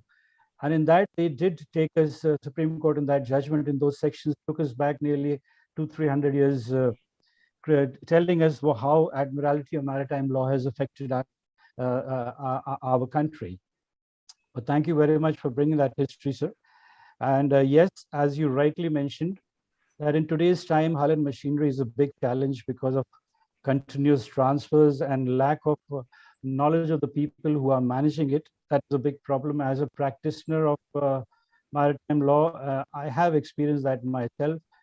And yes, it does require rectification, and you have been very bold enough to bring it to everybody's knowledge here. Thank you for that. Captain Deshpande, sir, we are fellow speakers, we are fellow teachers in masters classes. What he covered today is one of the most difficult clauses in a charter party or a difficult clause in a marine insurance, and that is both to blame. Every time, before I became a practitioner, every time I read both to blame collision clause, I was completely lost. But he has made it look so simple. He has made, and with figures and examples, and the way he started off the whole thing with a lot of pictures, actually we were all gripped to his presentation. But frankly, I don't feel afraid in admitting that it is one of the most difficult clauses in any contract or bill of lading or marine insurance. But thank you very much, sir, for making it look so simple. And finally, Mr. Balasundaram, sir, there's, as a practitioner, I do meet a lot of marine insurance firms. In fact, I'm a legal advisor to 2 of them. And there is always a problem. You have made, in fact, one of the recent cases which came to me was that the cargo was heading for Sudan. And due to congestion of the port, the people decided, the ship owners decided to go to Yanbu, the other side of Red Sea, to discharge the cargo, and that delay caused damage to the cargo. But whatever doubts or problems I had were cleared today when you took up that case. Amongst the 4 case laws, you took up a case about delay of the cargo, where cargo was transported by rail, and finally the ship owners considered paying a compensation to the cargo owners. Thank you very much, sir, for this fantastic presentation, and especially those 4 case laws that made the topic really easy. And now finally coming to the Ukraine-Russia crisis. I don't know if I'm the right person to comment on it, but there are practitioners here like Dr. Saxena or Captain Deshpande, or Mr. Fernandez. I think they would be the right people to comment on that. But yes, my view is that there have been a lot of ships which are stuck there. In fact, just yesterday, I was in the office of one of the marine insurance companies where I'm a legal advisor, and they had a nearly 2-hour long session about how to cover these cargoes which on the ships which are stuck in that Russia-Ukraine. And even they are brainstorming and they're not aware of what to do with it. But I believe that war risk is an additional insurance which a ship owner normally always takes to cover the hull and machinery part of it. The cargo part, it automatically gets cancelled if there is a war. So they are also in the limbo as to how to do that. But I will request, may I rather request one of the panel members to please highlight on this Russia-Ukraine problem. But finally, please allow me to thank all the participants who have taken the trouble to attend this seminar, and not only attend it, to stick around right to the end, not only here, but also on the YouTube. Ladies and gentlemen, IMF is a very proactive organization, and they intend organizing many, many such webinars in future too. And we would love to have you in those webinars and share your questions and answers and views on it. Over to you, Captain Subedar, sir. And also, if you could please, anybody could highlight on this Russia-Ukraine war. I think Captain Saxena, sir, wanted to. Can I come in for a few minutes? Yes, sir. Yes, sir. Yes, Please, yes, sir. Dr. Saxena. Yeah. Okay. Thank you. Yes. You see, the normal 2 insurances, the hull insurance and the P&I, both do not cover war or strike risk. Okay. And similarly, the cargo insurance also does not cover war risk. Okay. So that is a very clear situation. Now, are there any solutions available? Yes, there are solutions available. For cargo, there is a cargo war risk solution is available. However, that only covers, because I told you already that normal cargo insurance is from seller to buyer. But war risk insurance for cargo is only on the sea leg. Okay, it does not cover the shore transportation, etc. Okay, that is one thing. Now, as far as the ship hull insurance and P&I is concerned, normally both can be purchased separately, but these big P&I clubs, they provide a product called war risk insurance, which covers both. So a P&I company will provide an insurance which will cover the hull only up to the limit of the insured value. P&I up to a limit of usually $500 million. Okay, and besides that, the loss of earnings, etc., are also covered in that product. Now, as far as India is concerned, we have had from 1976 a war risk scheme, which was there for Indian flag vessels. That has been revised in 2004, and I'm just showing you that policy. And if you see the cover, it covers hull and machinery. It covers any deviation, diversions because of the war. It covers the P&I risk regarding only, you see, not the complete P&I coverage, but death and personal injury, for example, a seafarer, etc. Wreck removal, it covers labor and the collision liability. Okay, so this kind of a product is available for Indian flag vessels, and otherwise internationally, of course, the P&I is providing the product, which more or less covers the same thing. Okay, I think that much probably should be enough. I mean, I can talk a lot. Dr. Saxena, clearly this kind of cover is not applicable retrospectively, as in this case of No. Normally, you see, these covers are comparatively cheaper, and the ship owner buys it for 12 months. Okay, only when the vessel is entering the so-called disturbed area. You see, disturbed area does not mean the war must have been declared. You know, so there is a list of disturbed areas which are constantly updated. So if the vessel is entering there, then the ship owner needs to inform the underwriters that, you know, for example, we will be there for 7 days. Then for those 7 days, the premium is very high. But this Indian system comparatively is cheaper.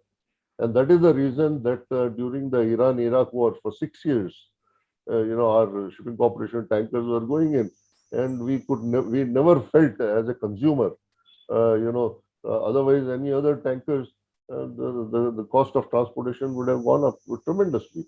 But we never felt, because this high value insurance was sort of subsidized by the government of India. Thank you. I thought that was more like a sovereign guarantee than insurance. No, this is insurance. This is exactly the same thing. That is a policy. It was backed by New India Insurance at that time. Now it is open to all the 4 insurance companies. Yes, so Dr. Saxena is right. There is a scheme, government scheme, which covers that. It's covered by New India Insurance. Yes. Thank you very much, ladies and gentlemen. We come to the end of the program, about 15 minutes late. Thank you for the interaction, and lovely having you here on the IMF webinar. May I request Admiral Nadkarni to close the meeting. Thank you, Captain Subedar. And with that, we come to the end of this webinar. And all that is left for me is to again thank all the participants, especially the guest speakers who have shared their wisdom and experience with the audience, which has no doubt educated and benefited all, especially all the, I think, large number of students from various maritime insurance institutions who have been part of this webinar and who may have to deal with issues of maritime insurance in their future careers. I would like to also thank the audience for the very dynamic participation and for asking very pertinent and incisive questions, as also to Captain Subedar for his moderation of the question answer session. Thank you once again and wish you all a very great day. You may log out now. Thank you. Thank you. Thank you, Pankaj. Thank you, Dr. Saxena. Thank you. Thank you. Thank you, everybody. Thank you, sir. Great Thank you, program. everyone, for your presence and for Thank you, Tony. Thank you, Subhash. Thank you very much. Thank you, Captain Dixit. Bye. Thank you, brothers. Thank you very much for everything. Thank you, sir. Tony, great to see you. Nice to see you too, sir. Yeah, after a long time, we're sharing the Yes, space. It's an honor We would for love me to also have to you all meet, physically and give you all a memento from the IMF, but I think we'll have to give you a virtual memento. So please bear with us, for this. I know. It's Thank an you honor very for me much, to, all of you. Thank you. it's Thank an honor you. for me to be with Mr. Fernandez, Mr. Tony. Yes, yes, yes, yes. Thank you, sir. Thank you very much. Has Commodore Veer joined? No. Yes, yes, he was. He was to He- join, he but was I think either he was not able to or he's not well enough.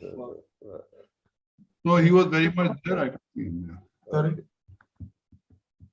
He's not able to, even if he had joined, he